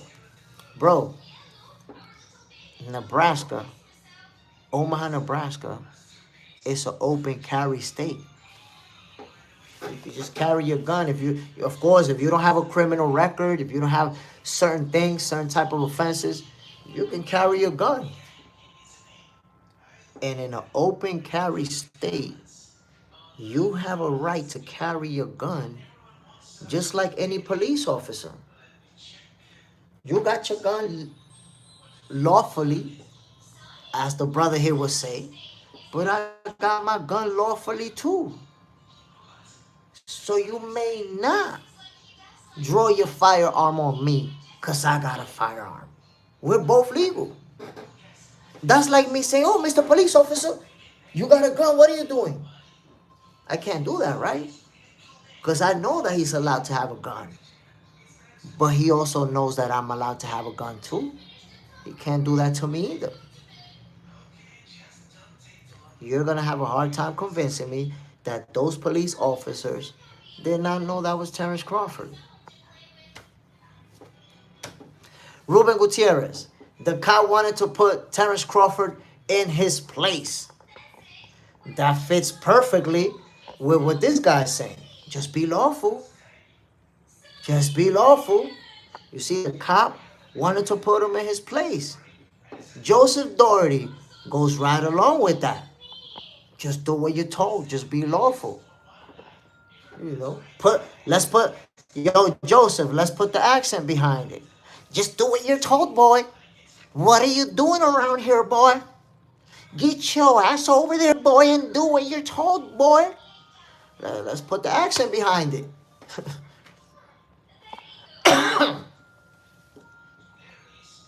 Sad. They accuse us of playing the victims, but at the same time, call us criminals and uncontrollable. See how contradictory they are? Coy, oh my God. Ruben Gutierrez, I'm from NYC, my peoples. Didn't come off no plantation. I'm not your property. I'm telling you. Do what you're told, boy. Just be lawful, boy. Like, well, be lawful, but I'm not breaking any law. What? How can somebody tell me to be lawful when I'm driving my car? I got my license, I got my registration, I got my insurance, I'm legally carrying my firearm. What are we talking about, be lawful? I don't understand. It's like I told you. Do what you're told, boy. It's like no matter how much success you achieve, they still gonna pull that move. Superman, exactly. That boy got caught up last time because they carry in Omaha, but they don't the same boss in the UK. Yeah, Bowman. That's what happened with Bowman. Corey, take care. Salute. Superman. Exactly, Smith. Tell it like it is. Eric Gomes. State of Nebraska is 78% white. Come on. Come on. And let me just say this. Let me just say this, because I don't want to also come across as somebody who's exaggerating. Everybody's not racist. I never want somebody to try to twist my words to suggest that I'm saying that. Okay? My daughter is half white, and she lives in a state where mostly people are white. And I can tell you, most white people are not racist. But just because I'm telling you that most are not, doesn't mean that there aren't a whole lot of them that are.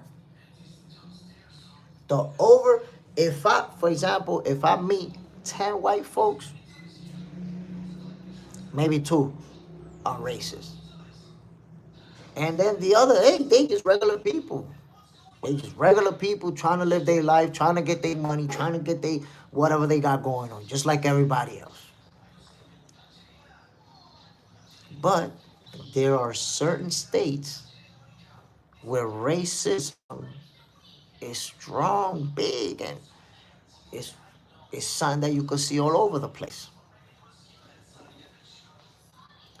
And when that's the case, you're gonna see people of our color, those of us who are black, that we're gonna get pulled over a lot, that we're gonna have guns pointed at us, that we're gonna be in stressful situations. And then you're gonna see the people that are gonna say, just do what you're told. Ain't nobody pointing guns at me for just going outside. Ain't nobody making me step out of my vehicle and embarrassing me in front of everybody, searching my whole car for no reason. But just do what you're told. You know, I don't deal with that situation, so F you and deal with it, you wussy. That's why I tell you, my people, there's 2 whole different realities going on. There's the reality of what's actually happening to the people living it, and the reality of those who don't give a damn because they don't have to deal with it. And that happens all over the place. That always happens.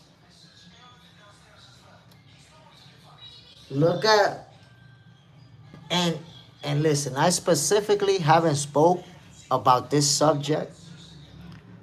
I'ma just mention it and let you guys do with it what you will.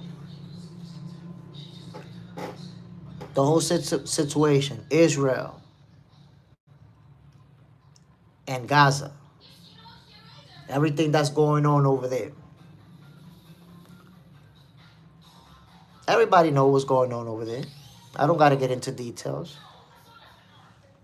But you see people siding with one side for their reason, and you see people siding with another side for their reason. Now you decide who's the good guy and who's the bad guy in the whole situation. I'm not going to tell you. I'm not going to tell you. You decide who's the bad guy and who's the good guy. And then when it comes to supporting, you decide who's supporting the good guy, who's supporting the bad guy. And I'll leave it at that. Black Jericho, most racists don't think they're racist. Doesn't matter if they're boxing fans. Most racists don't think they're racist. That depends That depends, and I would say because there are races who actually don't think they are, but there's some who know, who they just know. Ernie Barr, we can't assume what it is. People's head though, maybe them cops ain't boxing fans. Um, Ernie Barr, I understand that you want to look, you want to have a positive point of view on it, and you don't want to judge the cops, and I respect that. I respect that, my guy. I don't knock you for having a different perspective than mine. But I can tell you, based on all the circumstances, based on that being the most famous athlete in the state, based on the fact that he's driving his own vehicle, based on the fact that he had a parade that same day, there are too many factors to tell me that they knew who was driving that car, that they know that he's legally armed, and that they chose to behave that way even after they obviously identified him because they speaking with him. So I see malice intentions in Nebraska Police Department, or at least in those officers. That's what I see, malice intentions. So it's very easy to correlate racist officers to what happened. Superman, I felt like that a few weeks ago at work when I was asked the bosses, can he tell me, and he said he don't have time for this.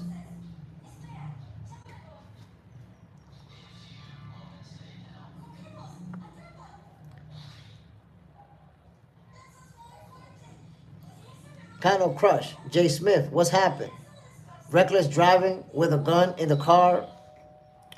So I know that you frame it like that because Terence Crawford put the beats on Canelo. So that's how you frame it.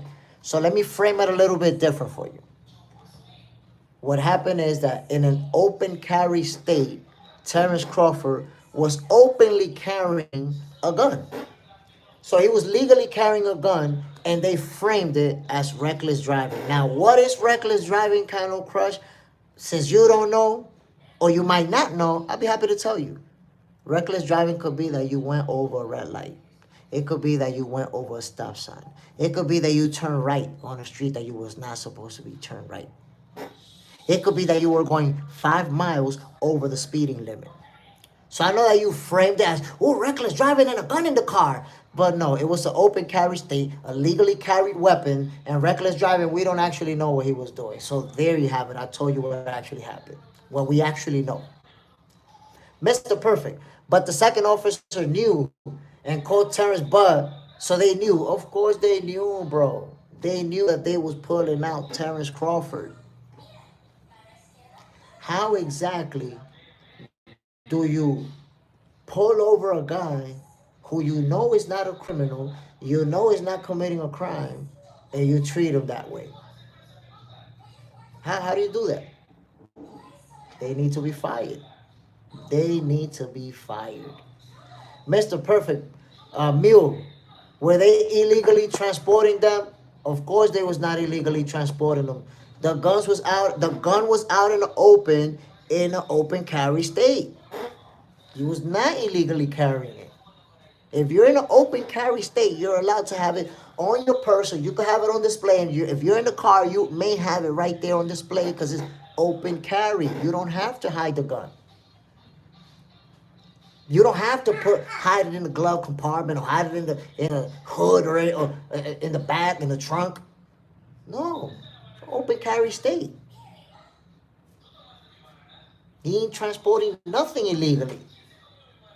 No drugs in the car, no alcohol in the car. Terence Crawford doesn't do either. What are you doing pointing guns? Come on now. Superman, exactly. Broke it down. These people be corns. Come on, man. Like, can you really be mad that Terence Crawford put the beats on Canelo Alvarez to this extent? Goodwill, you want to box with me? Do I want to box with you? Okay, you earned yourself a timeout with that stupid ass question. 24-hour timeout for you. That was just a dumb question for you to ask. We talking about Terence Crawford and this whole situation. And this goofball's gonna ask me if I want to box with him. Who the hell are you for me to want to box you? Some random goofy. Mr. Perfect. Facts. I'm trying to tell you, man, why people don't look at what's happening and how it could be fixed instead of trying to point at Crawford and say, nah, Crawford did something wrong. And Crawford, he was driving reckless and he was doing something. Damn, man, that's what's wrong. That's what's wrong with the world, my peoples. That we don't hold those accountable who's doing fucked up shit out there. Mr. Perfect, the gun in question was with his licensed security, Black Jericho. We gotta do it sometimes like Black Jericho. You have these goofy goofballs showing up asking dumb questions. I wanna box with you. I need attention. Shut your goofy ass up and watch me for 24 hours. Tomorrow you could come back and say something less goofy, and maybe you could stick around. Ruben Gutierrez, the cops knew who Bud was, and they knew he was driving that car. The cops were fishing for a DWI. The problem is that Terence Crawford don't drink. How you gonna catch him? How you gonna catch him? Eric Gomes, what do you expect driving reckless? What, Eric Gomes, do you know what driving reckless is? Because I know you still mad at Crawford because he pummeled Canelo Alvarez. You spent 3 months telling me Canelo was going to knock out Crawford. You told me Canelo was going to make it look easy. Now you mad at Crawford. Talking about reckless driving. Do you know what reckless driving is, Eric Gomes? Do you know that if you go over a stop sign, that's reckless driving? If you turn right on red in some states, that's reckless driving? 5 miles per hour over the speeding limit is reckless driving. What you picture inside your head, Eric Gomes, that Terence Crawford was doing? You think he was using the side of houses as ramps and jumping over houses and flipping his car over and doing stunts, doing donuts? What you think he was doing, Eric Gomes? What do you expect? He was driving reckless. That's sad, man. That's sad. And with that last name, Gomes, if that's not a fake last name, Gomes, damn, that's sad. You're going down sad, Eric. Black Jericho, Crawford literally had a parade. Was private armed securities. The police were informed on who Bud was and the event in question. They were put on alert that whole day. They know who he was. They did him dirty. That's what I'm telling you. Those police officers need to be fired, and everyone involved in that situation fired. Mr. Perfect, Buck called the mayor right then. Officers been suspended upon investigation. They're suspended, but here's my problem with that. They suspended with pay. So guess what? Those kind of suspensions, it's like a vacation, my peoples. Go home. We're not going to allow you to work, but we're going to keep paying you the same salary. Come on. Those suspensions are vacations. Cops always get paid suspensions. So for you shitting on somebody in the street, behaving that way, you get a vacation. Go home, but we still going to pay your ass. Come on now. Black Jericho. If anything, they should have been escorting Crawford. Ain't no crush. Nothing have to do with the Mexican. Why would any cop pull someone out of the car at gunpoint? At gunpoint. Come on, Jay Smith. Kind of crush. Are you really asking that? Like, are you really asking that? Because it sounds like you're living in alternate reality. Since you're asking that question, I'll be happy to answer it to you. I've been driving literally to the supermarket and got pulled over and had guns pointed at me. Are you really asking me that? Like, where do you live? Like, like, do you not live in the U.S. or do you live in Mexico? Where do you live that you could even ask that question? That's crazy. I'm going to refer you to YouTube because that happens every day, my guy. People who are not committing crimes get guns pulled out on them every day. If you didn't know that, I hate to be the one to break it to you. But goddamn, YouTube it, my guy. Shit. Rubén Gutierrez. That's right. Superman. Fired. Point blank, period. They have to fire that police officer. And anyone involved in that situation. If there was, because supposedly they're investigating it, right? If there was somebody at the police station who say, yeah, pull them over, or yeah, do this, any communication that shows a coordinated effort to do this, everyone needs to get fired. Fire all of them. Superman. We're black, fam. What kind of question is that? Like, that's a dumb question to ask, man. Mule, I like to see the entire video and the dash cam, which I'm sure Bud had, so we can see the reckless driving to make a more educated opinion. No, Mule. What you actually need is a way that you can make Crawford be guilty. It's a way for you to say, look, it's Crawford's fault. That's what you actually need. We saw enough video to know that there was no reason to put. Look, what I need you to understand, Mule, that no matter what you think you may find in the dash cam, there's not going to be nothing there that's going to warrant an officer pulling out a gun on him. Because I'm pretty sure you're not going to see a video in the dash cam where the guy's driving the car was pointing guns at the police officer. Pretty sure you're not going to see that. So for them to do that, there ain't nothing that's going to validate it.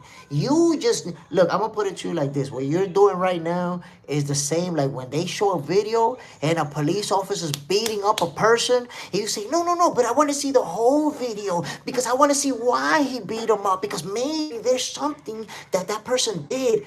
That's what you're doing. That's actually horrible, Mule, that you would do that. That you see a man being violated, his rights being violated, and your go-to is, I want to see the whole video because I don't know what he may have been doing. That's horrible, man. That's horrible. It's horrible that people think like that. Ruben Gutierrez, in my state that I'm from currently living, is speeding will get you locked up. Okay, sure. Okay, let me see. What state do you live in, Ruben? Let me fact check you real quick. What state do you live in? And I'm gonna see what happens if you speeding five miles above the speeding limit. Cause I know you lying. And I'm gonna fact you and prove you wrong right now, Ruben Gutierrez. Tell me what state you live in. I'm gonna call you bluff. I'm going to prove to you that you're just saying that shit because you don't like Terence Crawford. And because you don't like him, you finding a way to try to make him look bad. Because you're always looking for a bad narrative on him. Go ahead, Ruben Gutierrez. What state you from?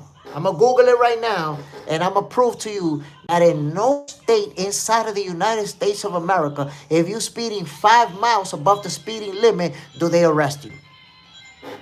All 50 states. There's not one that will arrest you. But tell me where you from, Ruben Gutierrez.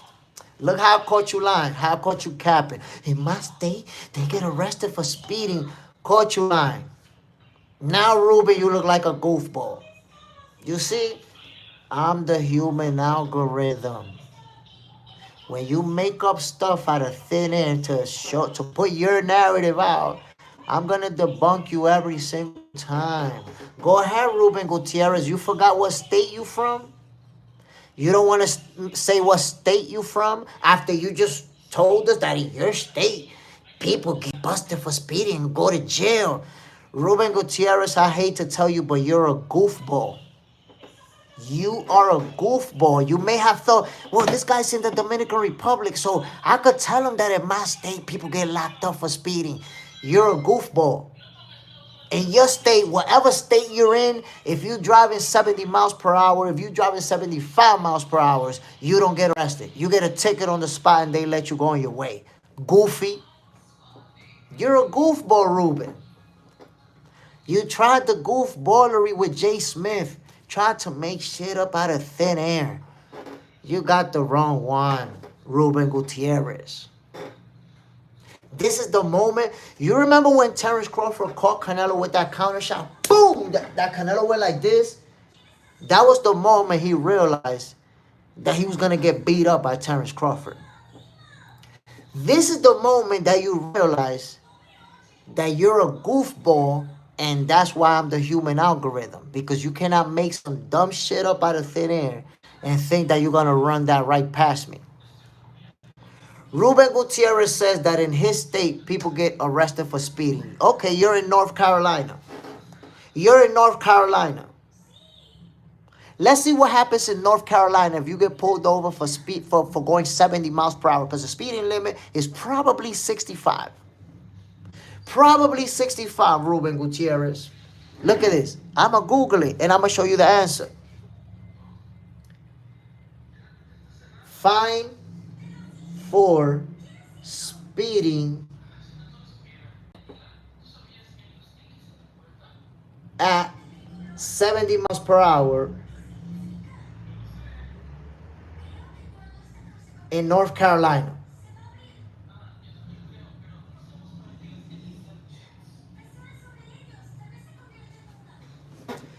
Look, Ruben Gutierrez. Look, Ruben Gutierrez. I'm looking at it for you right here. I'm looking at the answer. A fine for speeding 70 miles per hour in North Carolina can include the base fine, the court costs, and raise in insurance premiums. The exact cost and fines can vary. It can be hundreds of dollars. So, for driving 70 miles per hour in North Carolina, you're speeding, but you do not get arrested, Ruben Gutierrez. So clearly you're not a lawyer. You don't know shit about laws. And I'm not a lawyer. I don't know shit about laws. But I know that you don't go to jail for speeding in no state in the entire country unless you're doing what is called excessive speeding. Oh, you're going 120 miles per hour. Well, guess what, Ruben? You get arrested in all 50 states if they catch you driving 120 miles per hour. Every single state is going to arrest you for that. But for driving 70, no state is going to arrest you, Ruben. So you're lying. You don't get arrested in North Carolina just for speeding. You don't go to jail just for speeding. That's a lie. That's why when I got to fact check you, I just pull out Google. And I look it up and I show you. My peoples, it's 2025. Stop lying about laws and rules on social media where it takes somebody 5 seconds to fact check your ass.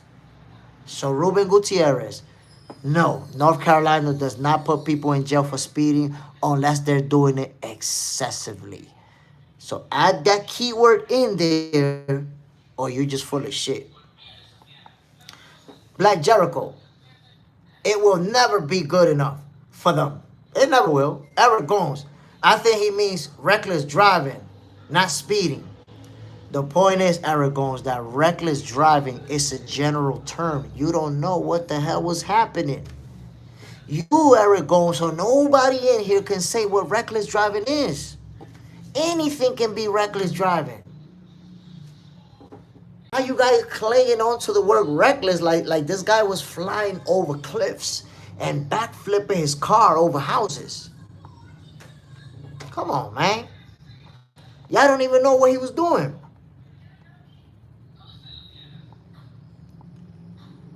Go get the money. Salute. Bam. Ruben Gutierrez, if North Carolina, you get locked up for speeding. Are you crazy? My God. Black Jericho. He said what he said, man. Listen, some people just don't want to accept reality. It's like some people live an alternate reality inside their head. You can literally just Google it and know that that shit is a lie. Like, you can look it up and say, damn, this motherfucker lying. Like, when somebody catch you in a lie with Google, show you the facts, you ought to keep trying. Came out. Ruben stayed in a Holiday Inn last night. I don't know where the hell he stayed. Jet to Holiday Inn. Talking about, nah, you go to jail in my state for speeding. Bro, take your L more gracefully, Ruben. Come on now. Black Jericho. The image Crawford was waving his gun out the window, driving on everybody's lawn. Black Jericho. They imagine, yeah, yo, that's what they imagine. According to these people, yo, Terence Crawford was using the side of houses as a ramp and jumping over the houses and doing donuts in the middle of the highway and driving backwards and using the mailboxes as a shooting range. Pop, pop, pop, shooting mailboxes. That's what they imagine as reckless driving. Side. Not indicting before making a turn could have counted as reckless driving. Not indicating.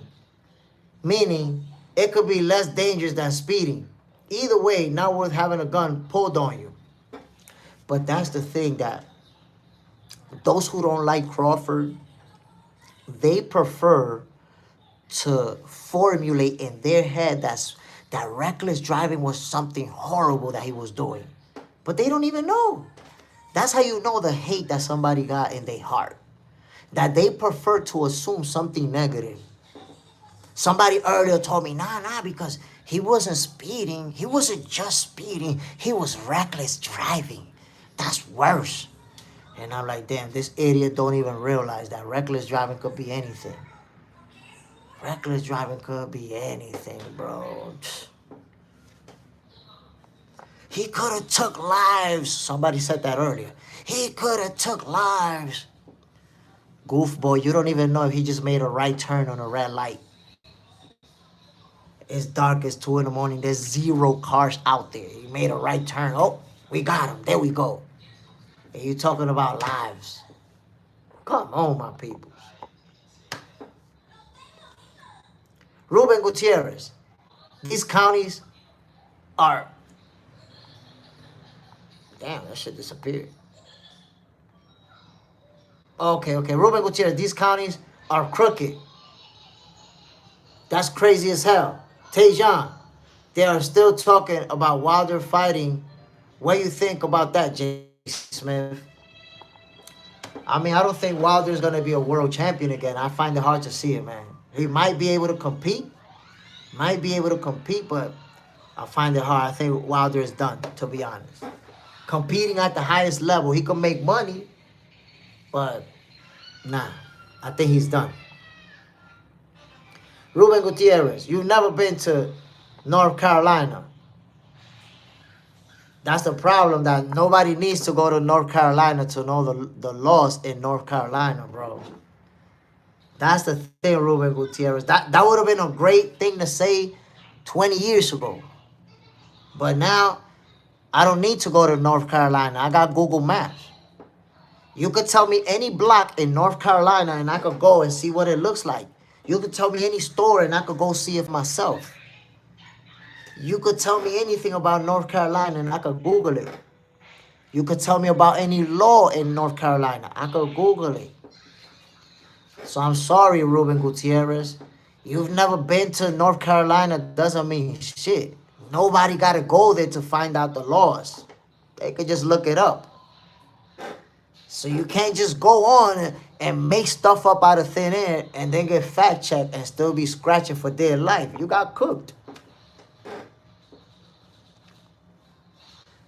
Ruben Gutierrez, get caught speeding in North Carolina, they'll have your mugshot online, yo. That's the thing, again, you generalizing the term speeding. I just Googled it for you. You can't be that ignorant. If they have your picture online, your ass was going 150 miles per hour. That's excessive speeding. I'm trying to educate you, Ruben. I'm trying to educate you, but you want to remain in that state, that ignorant state. Speeding. Well, if you go going 150, I'm telling you, you're going to get arrested. But that's excessive speeding, Ruben. If you're going 70 miles per hour, you're not going to get arrested. You're not going to have a mugshot. That's a lie. Stop trying to lie to sell your narrative. Stop doing that. Black Jericho, I've been to North Carolina. The whites is friendly. Superman, cooked. Yo, cooked is not even the word. Like, how you making stuff up out of thin air? You get fact checked and you still kicking and scratching.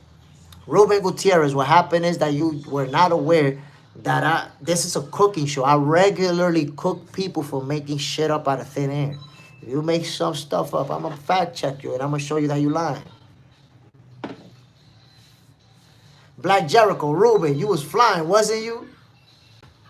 Going 80 in a 35. But that's what I'm trying to tell you, Black Jericho. That Ruben is trying to take generalized information and trying to make it like that's what it is. And I'm showing you right there. No, that's not what it is. You don't get arrested for speeding. In no state in the country you get arrested for speeding. You get arrested for excessive speeding. You're going 20, 30, 40 miles per hour faster than the speeding limit. That's everywhere that you get arrested. That's not just in North Carolina. That's everywhere. What are you talking about? Now, was Terence Crawford going 20, 30 miles per hour over the speeding limit? I don't know. But Ruben, you have to stop with the fake narratives. You have to stop lying in the chat just to feed your own narrative. And Black Jericho, remember I was saying that, I don't know if you was on the show yesterday, that I was saying about Terence Crawford. What's unique about his haters is that they will lie just to try to make him look bad. They will consistently make up stuff out of thin air when it comes to Crawford. You don't see that with Canelo and with these other superstars. You don't see that. Like the people who hate on Canelo, they'll say stuff like, oh, Canelo ain't fight nobody. He's a cherry picker. He this, he that. They have an argument to make. We can disagree with that, but there's an argument that you can make of why you feel like Canelo cherry picking, right? There's an argument for it. But for you to sit here and try to make an argument on Terence Crawford just to be against them, just to try to be on the side of the police officers, just because he beat up Canelo Alvarez, that is wicked stuff, my peoples. That is wicked stuff. This guy really said, in my state, people get arrested for speeding. I just had to go to Google. It took me 5 seconds to prove that he was lying. It says it right there. In North Carolina, if you're going 70 miles per hour in a 60 or 60, 65, or 55, whatever it is, it's a summons. They write you a summons. And it could be hundreds of dollars, but it's a summons. That's not a crime they arrest people for. It's not even a misdemeanor, bro. It's a violation. It's a moving violation. It's not even a misdemeanor. Ruben Gutierrez, I need you to understand that.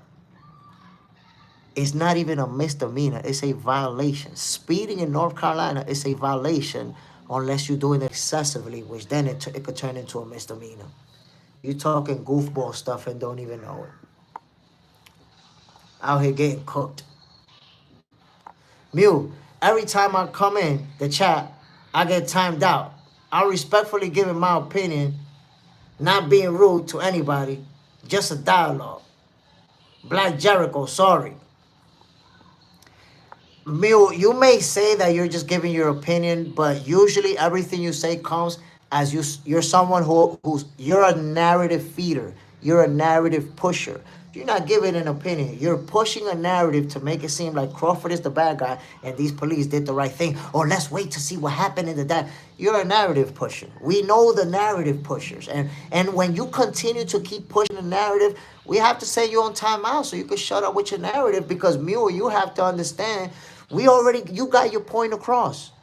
We understood that you feel like we need to see the dash cam. Crawford may be guilty. We understood your point of view. But you're a narrative pusher because you keep repeating the same things and drilling the same point over and over and over. So once we see that you're a narrative pusher, we need to give you a timeout so you could, let me see if you find something else to say, because you done push your narrative enough. Pushing. Black Jericho, you coming across as ignorant troll. Maybe that's why. Food for thought. Rob B. To be honest, I thought Bud was going to lose to Canelo by split decision. But he beat Canelo single-handedly. And I appreciate you acknowledging that, Rob B, because there are those Canelo fans. By the way, shout out to Canelo Alvarez.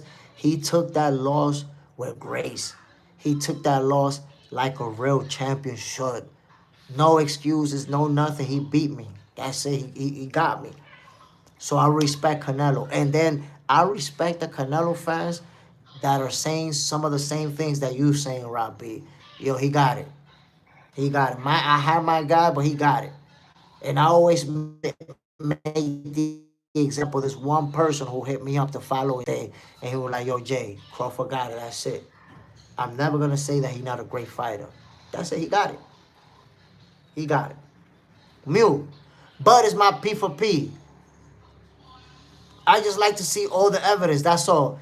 Nah, he's not your P for P. He's your P for P right now. That's what you're saying as a defense because you've been sneak hating this whole time. So now your go-to is, nah, he's my P for P. You're like the guys who hate on Crawford for 20 minutes straight, and then when they get called out for the hate, nah, yo, but I'm a Crawford fan. That's one of my favorite fighters. That's not your P for P. That's cap. You've been hating on Crawford for years. And now he's your P for P because you've been called out on the funny shit that you've been on. You got to stop being a narrative pusher.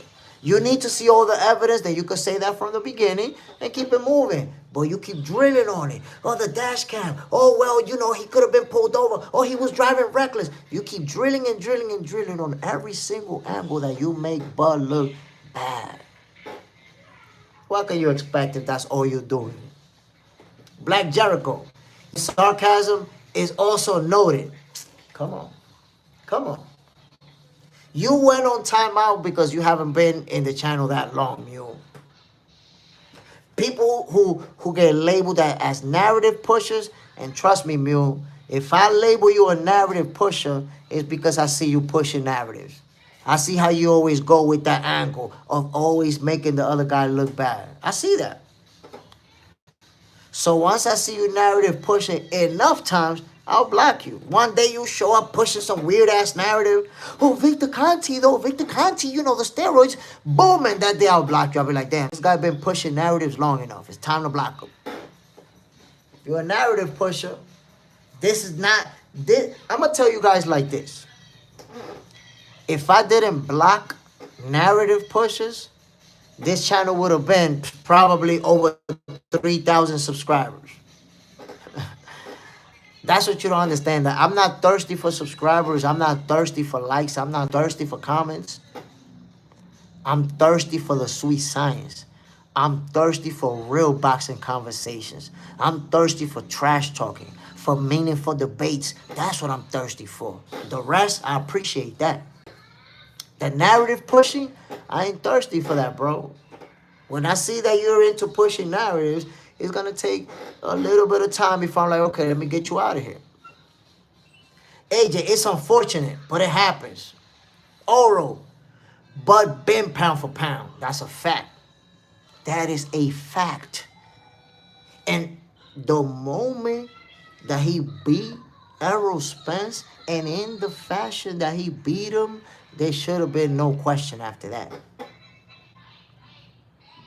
Oro, how do you defend the overhand right? Man, listen, Terence Crawford is a fighter who, as of right now, there's nobody who can beat him. And I'm talking about his weight class. For the goofballs that's like, go up and fight Benavidez and go up and fight Usyk. And no, you're a goofball. Terence Crawford is a champion in the 168 division. Nobody could beat him. He's the best fighter of this era, period, point blank. Black Jericho. That's why you're on the top of what you're doing, Jay Smith. It may take a little longer, but it's well worth it. And I appreciate that, my guy. I done blocked a bunch of people. The narrative pushes left and right. And I don't care. I don't care if I'm going to have less subscribers. Because I'm going to be the first to tell you, I'm not thirsty for your like. I'm not thirsty for your comment. And I'm not thirsty for your subscription. If you're a narrative pusher, if you hating on fighters, if you talking bad upon boxing, I don't need your whack-ass subscription.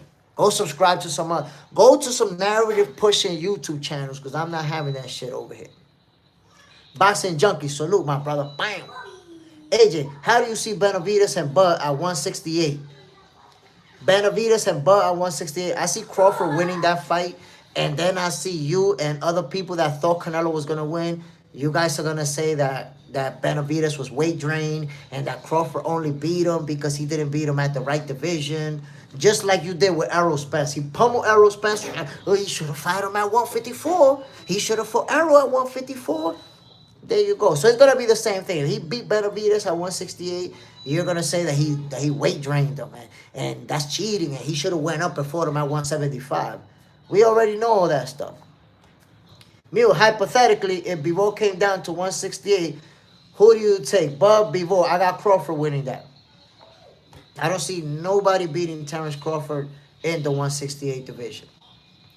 Mule, Bivol, a smaller light heavyweight, so maybe he will come down. Again, Mule, your dislike for Terence Crawford makes you bring up examples where you pit him up against bigger fighters. Because you don't like him. You see, you spent all this time with this negative narrative pushing about the situation with the police officers, and now you're going into, well, he should fight Benavidez, the bigger guy. Bivol, the bigger guy. You want him to fight somebody bigger because you want him to lose. You hate the fact that he beat Canelo. You hate the fact that he made him look easy. So you want nothing more than to see him against a bigger guy. That's just what you want. That hate is like oozing out of your pores. The hate that you feel for Crawford is like you can't say nothing positive. You can only look for mental gymnastics to try to find ways to pit Crawford against the bigger guys.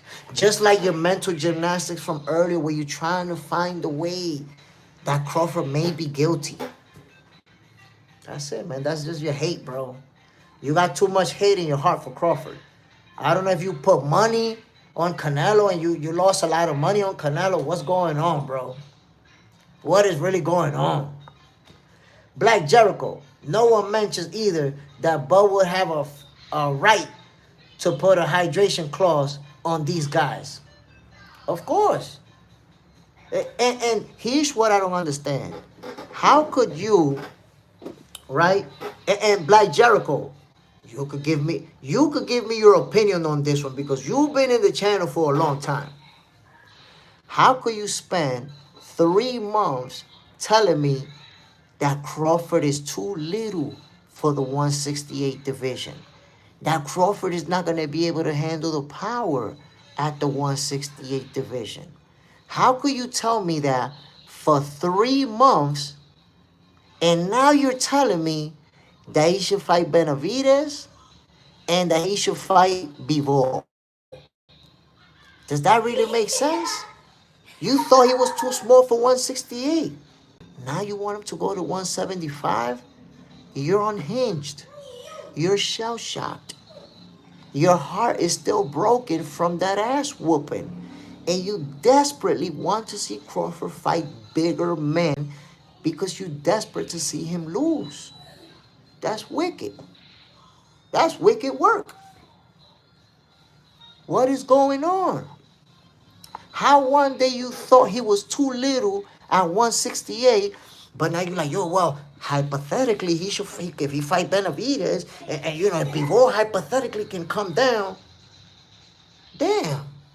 Every single example you come up with, everything that comes to your mind is Crawford is guilty, it's Crawford's fault, I need him to fight a bigger guy, I need him to fight a stronger guy. Yo, what's this anger about, B? Why are you so angry with Crawford? What's really going on? I don't understand it, B. Kano Crush. Nobody is against Crawford. Damn, Kano Crush, man. Take a little break, Kano Crush. Driz. But my guy, but Benavidez washes him. Nah. Bud is not your guy. If Bud was your guy, you wouldn't be comparing him to Benavidez. You are in the closet Bud hater. You spent 3 months saying that Canelo was gonna cook him. Now he beat the crap out of Canelo, and now you want to pit him against Benavidez because you hate the fact that he put the beats on Canelo.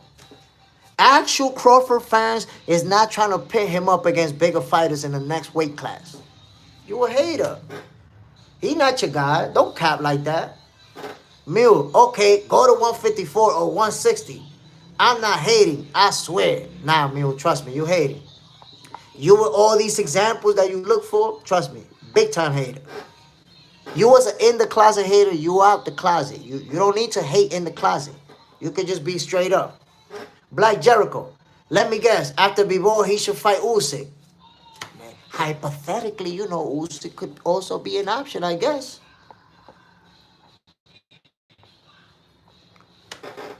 Boxing junkie, nah, Benavidez is too big. Even at 168, no rehydration clause. That's the most dangerous fight of Bud. But I would love to see it. That's how great Bud is. And if anybody can beat David at 168, it's Terence Crawford. Benavidez is never going to go back down to 168. Terence Crawford and Benavidez are not going to fight. What is the point? Black Jericho. It makes no sense at all, Jason. The only reason is because you want to match him up with somebody who has more in their favor to win. Of course, people are upset.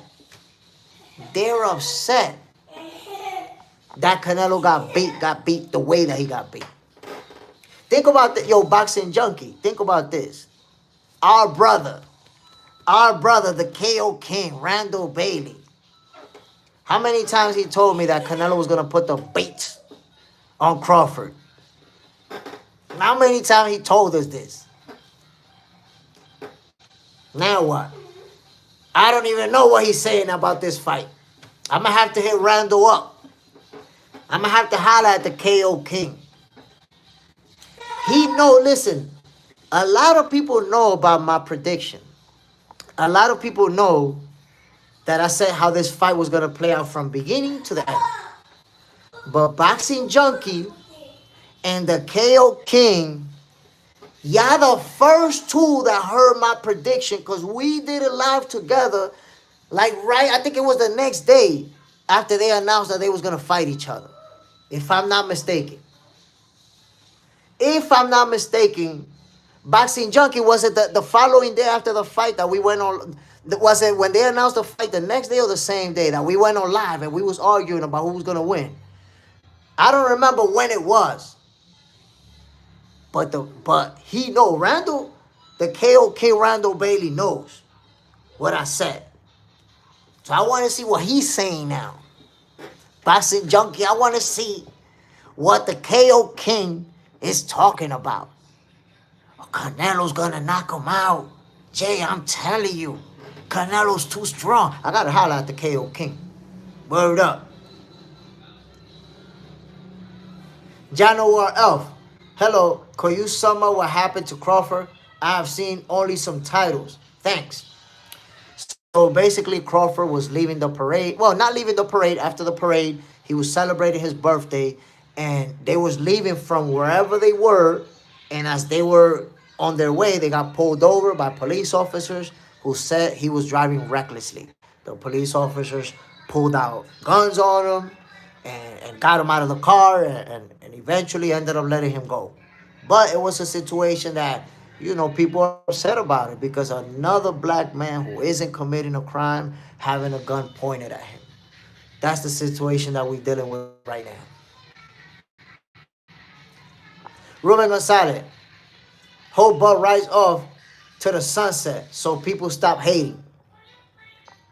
Boxing Junkie, I think he had a change of heart toward the end. Word? Nah, man.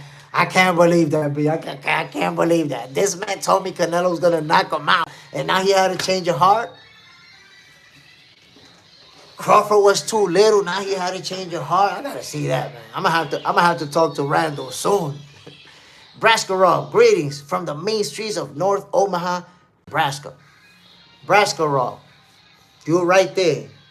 You are right there. That's where you from. Tell me in your own words, my G. How is the community feeling with Nebraska PD after this situation? You yourself, my brother, how do you feel when Nebraska PD? Leon War Elf, thanks, boss. Much love. Take care and good luck in whatever you do. Appreciate it. Bam. Boxing Junkie. Yeah, put him on your show. You know what? I'm gonna talk to him today. I'm gonna hit him up today to see if he could join me tomorrow for tomorrow's episode of Boxing for Breakfast, and I'll send him the link. But my peoples, we have to understand, if this is Terence Crawford, the most famous athlete in Omaha, Nebraska, if they did that to him, imagine if that's the average Joe. Imagine if that's me getting pulled over and they see a gun. The story may have been, guy gets pulled over, gets shot up. He moved and they thought he was reaching it. They did what they had to do.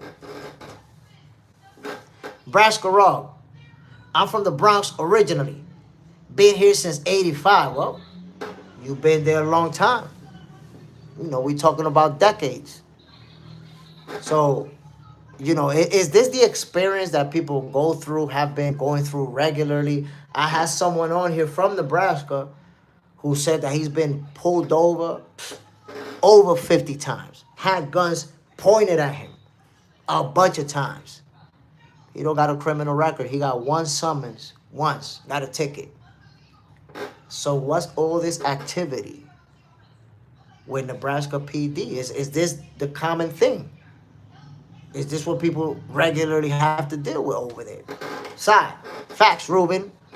Because I tell you what, this is the type of situation for police officers to get fired, find out who else knew what was going on, if this was a coordinated effort. Because you have to understand, my peoples, Terence Crawford is the most famous athlete in Omaha, Nebraska. This is the most famous athlete over there, my peoples. He just had a parade.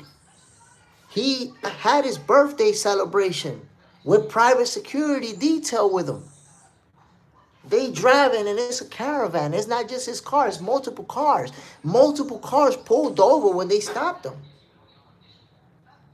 You know who you pulling over. Boxing Junkie. Man, it's like that everywhere in those white rural areas. Braskarov. Bud got pulled over for reckless driving downtown at 1:30 a.m. Exactly, but what is 1:30 a.m.? We're talking about grown people. So the 1:30 a.m., that doesn't really matter, right? So when they say he was reckless driving, what was he really doing? Because that's the thing. They fool us with these generalized terms. Reckless driving. People don't even understand that reckless driving could be that he made a right turn on a red light and you're not allowed to. Do you know that if you, and I used to do that all the time. I would get to the stop sign, right? And I would slow down. But if I don't see vehicles on either side coming, then I would just keep going. So I wouldn't go to 0 miles per hour. I wouldn't go to a full stop. I would just slow down and then keep going. One time I got a summons in Manchester, New Hampshire. Manchester, New Hampshire. I got a summons for reckless driving. And exactly what I did, when I got to the stop sign, I didn't stop. I slowed down and I didn't see nothing, so I just kept going. They pulled me over and told me, you went through the stop sign. And I said, no, officer, I didn't go through the stop sign. I stopped. And he was like, you did not stop. And I was like, I went back and forth and I was really upset because I thought I stopped. I'd never seen this before, man. He showed me the video. He like, look, I didn't stop. I slowed down and then I kept going. I didn't stop. And that was reckless driving. That was reckless driving. So what you have to understand is that when they say reckless driving, you don't even know what it is. You don't actually know what reckless driving is. That's a generalized term. Reckless driving could be a single stop sign, a right turn, hit reverse somewhere that you wasn't supposed to. Went into, switch lanes quick. A lot of things could be reckless driving. Brascarol, they told the cop 2 guns in the car and it went left. But it only went left because they wanted it to go left. Because you already know who you pulling over. You already know these guys are not criminals. You already know that they're not out there committing crime.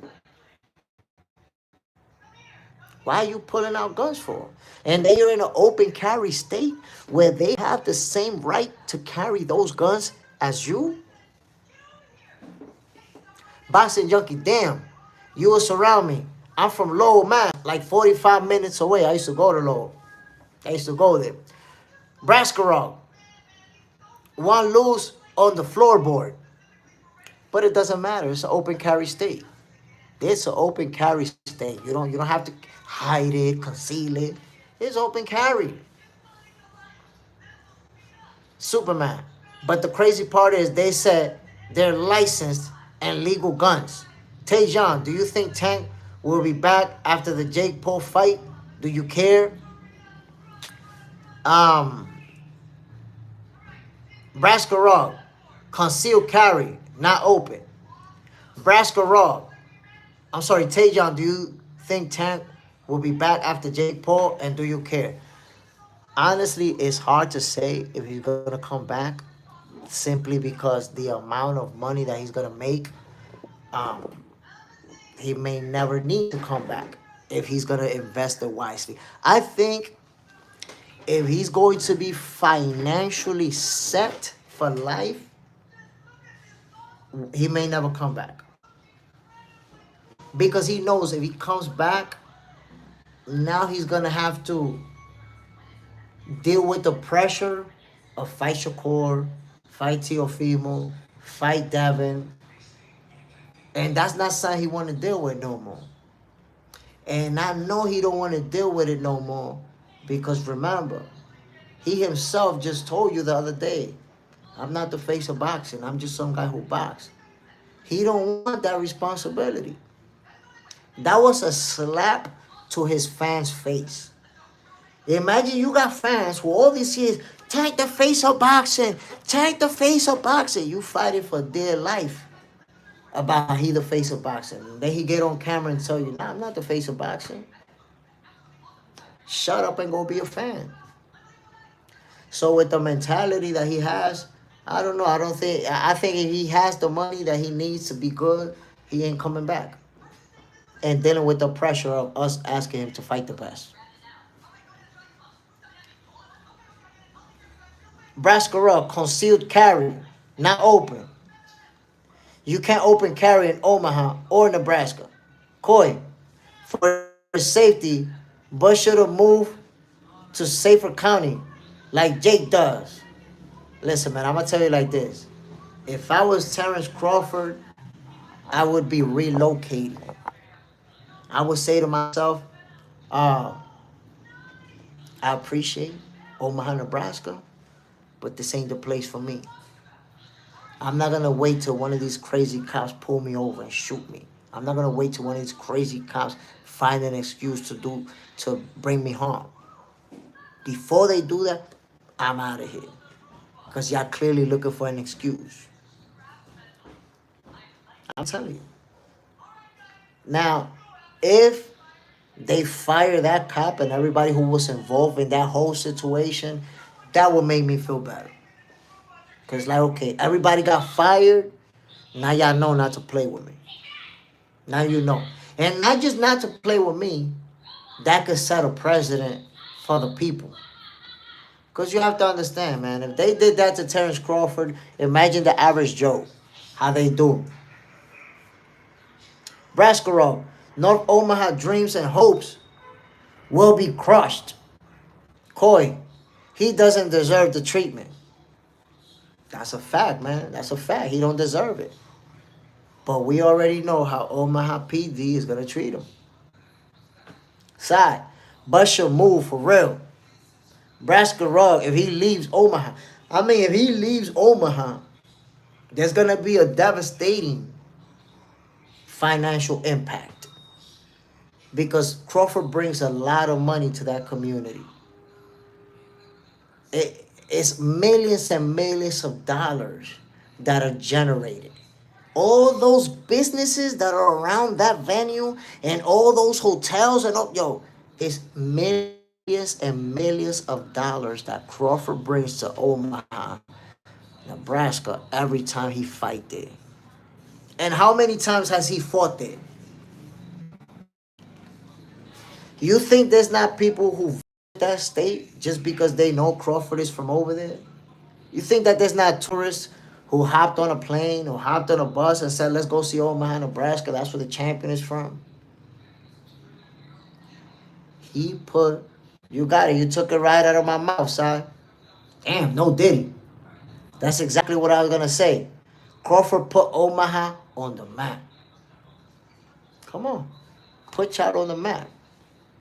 And all this, y'all going to treat them like that? Nah, man. Fire all them people to give them peace of mind. Or I would say, yo, Crawford, go somewhere else, babe. You're going to have to keep dealing with that. Don't wait till they do something worse. That's what I would say. Boxing junkie, he can move from there and just fight in Omaha. I mean, he could do that too. He could show up over there just to fight. But at this point, with that type of situation, that's it.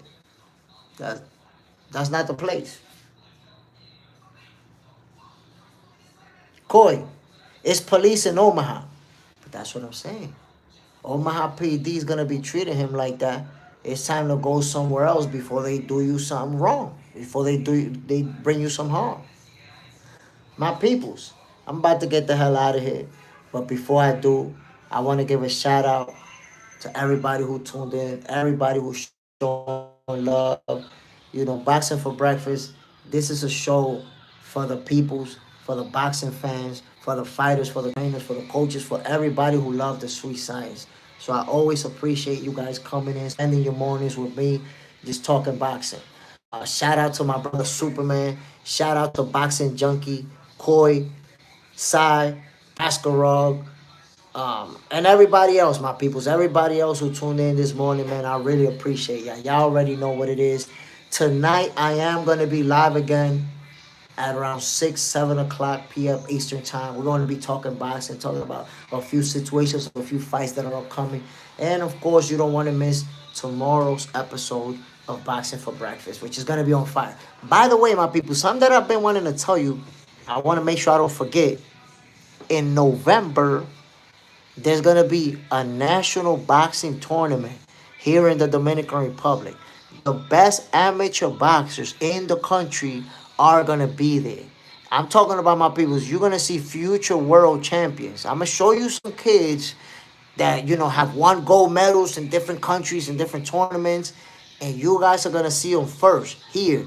The next Carlos Adames, you know, the next Androide Garcia, the next Edwin De Los Santos. I think, yo, a family member of Edwin De Los Santos may be there. I know his young brother already turned pro. But these are going to be the best of the best Dominican Republic has to offer, all in the same building. They're going to be trading leather for 3 days straight. It's a 3-day tournament. And guess what? Your boy Jay Smith got invited to cover all of the actions, my peoples. So I'm going to be there from the beginning of the tournament when they start off the ceremony, introduce the fighters and everybody. I'm going to be there for the beginning. I'm going to be live for that. I'm going to be sharing it with you. And then I'm going to catch every single fight for the entire 3 days live for you guys. That means that I'm going to go live and I'm going to be live for like 8 hours straight. I don't even know how I'm going to survive, B. I'm going to be grabbing something to eat right there, something to drink. I'm going to be live for the whole day for 3 days straight. Friday, Saturday, Sunday, they're going to be trading leather, and I'm going to be right there to capture all the action and share with you guys. And let me tell you something, my peoples. For those of you who don't follow amateur boxing, Box Center, your boy Jay Smith is the one that's going to put you on. After I show you this action, you're going to start following amateur boxing. You're going to be like, oh, shit. I didn't know they doing it like that. And so you know that Dominican Republic boxing team is the truth. I'm going to just remind you that Dominican Republic got 2 silver medals in the last Olympics. This little country got 2 silver medals in the last Olympics. You know how many medals the United States got in the last Olympics in boxing? 1. This little ass third world country got more boxing medals in the Olympics than the powerhouse United States of America. Let that shit sizzle in your spirit, my peoples. We got some talent down here. And I'm going to be showing y'all. I'm going to be showing you, my people.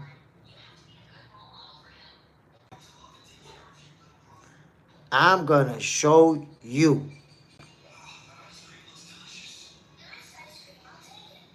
Hold on.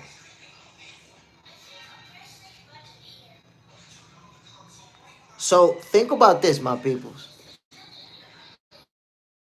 The entire Dominican Republic, my entire country, fits inside of Texas. This whole country, you could put it inside of Texas over and over. DR in this corner of Texas, DR in this other corner of Texas, DR in that other corner of Texas, and another Dominican Republic in the middle of Texas. That's how little this country is. And we poor. We're a third world country. And we got more Olympic gold medals in boxing than the United States of America.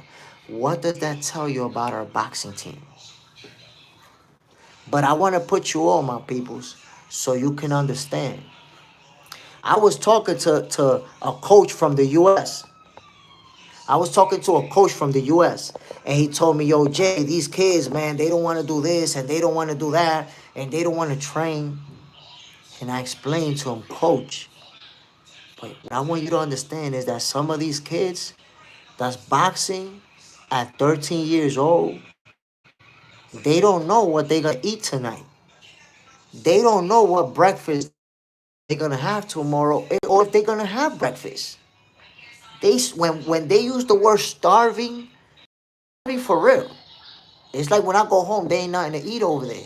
Can y'all give me a piece of bread over here? That type of starving. So these kids, they boxing, but boxing is the way that is gonna they're gonna make it out. Their whole family depends on you making it out. This little 14-year-old kid, 15, 16, this family depend on you getting us out the ghetto. You gotta make it or we cooked. So that's why you see these little kids dedicated to a level, to another level, because they have a different pressure. They can't just say, man, fuck this boxing shit. I don't want to do this. Let me go to school. Nah. They need this boxing thing. That's the last resort to an opportunity to get the hell out of here and make it. So the dedication that you see in these kids is at another level. But again, my peoples, in November, I'm going to give you more details about that. I'm going to make promotional content and everything so you'll be aware. But in November, a national tournament goes down here in the Dominican Republic. And the best of the best amateur boxers are going to be there. Your boy Jay Smith is going to bring you the action 3 days in a row of boxing. I want to see who's going to win all those gold medals. It's going to be in all the divisions. All the divisions you're going to see from the lower divisions, I think all the way to the heavyweight. We're going to see people banging it out for them gold medals. So y'all already know what it is, my peoples. I'm about to get the hell out of here, but once again, salute to everybody who tuned in this morning. Make sure you hit the like button. Make sure you subscribe. If you're into real boxing stuff, if you're not into fake conspiracies and trying to hate on the fighters and trying to make stuff up out of thin air, if you ain't into all that, if you're into real boxing stuff, my people, subscribe to Box Channel, man. I'm gonna give you this real boxing shit every single morning. My people, salute to everybody, man. I'm Jay Smith. I'm signing off and I'm out of here. One love to everybody.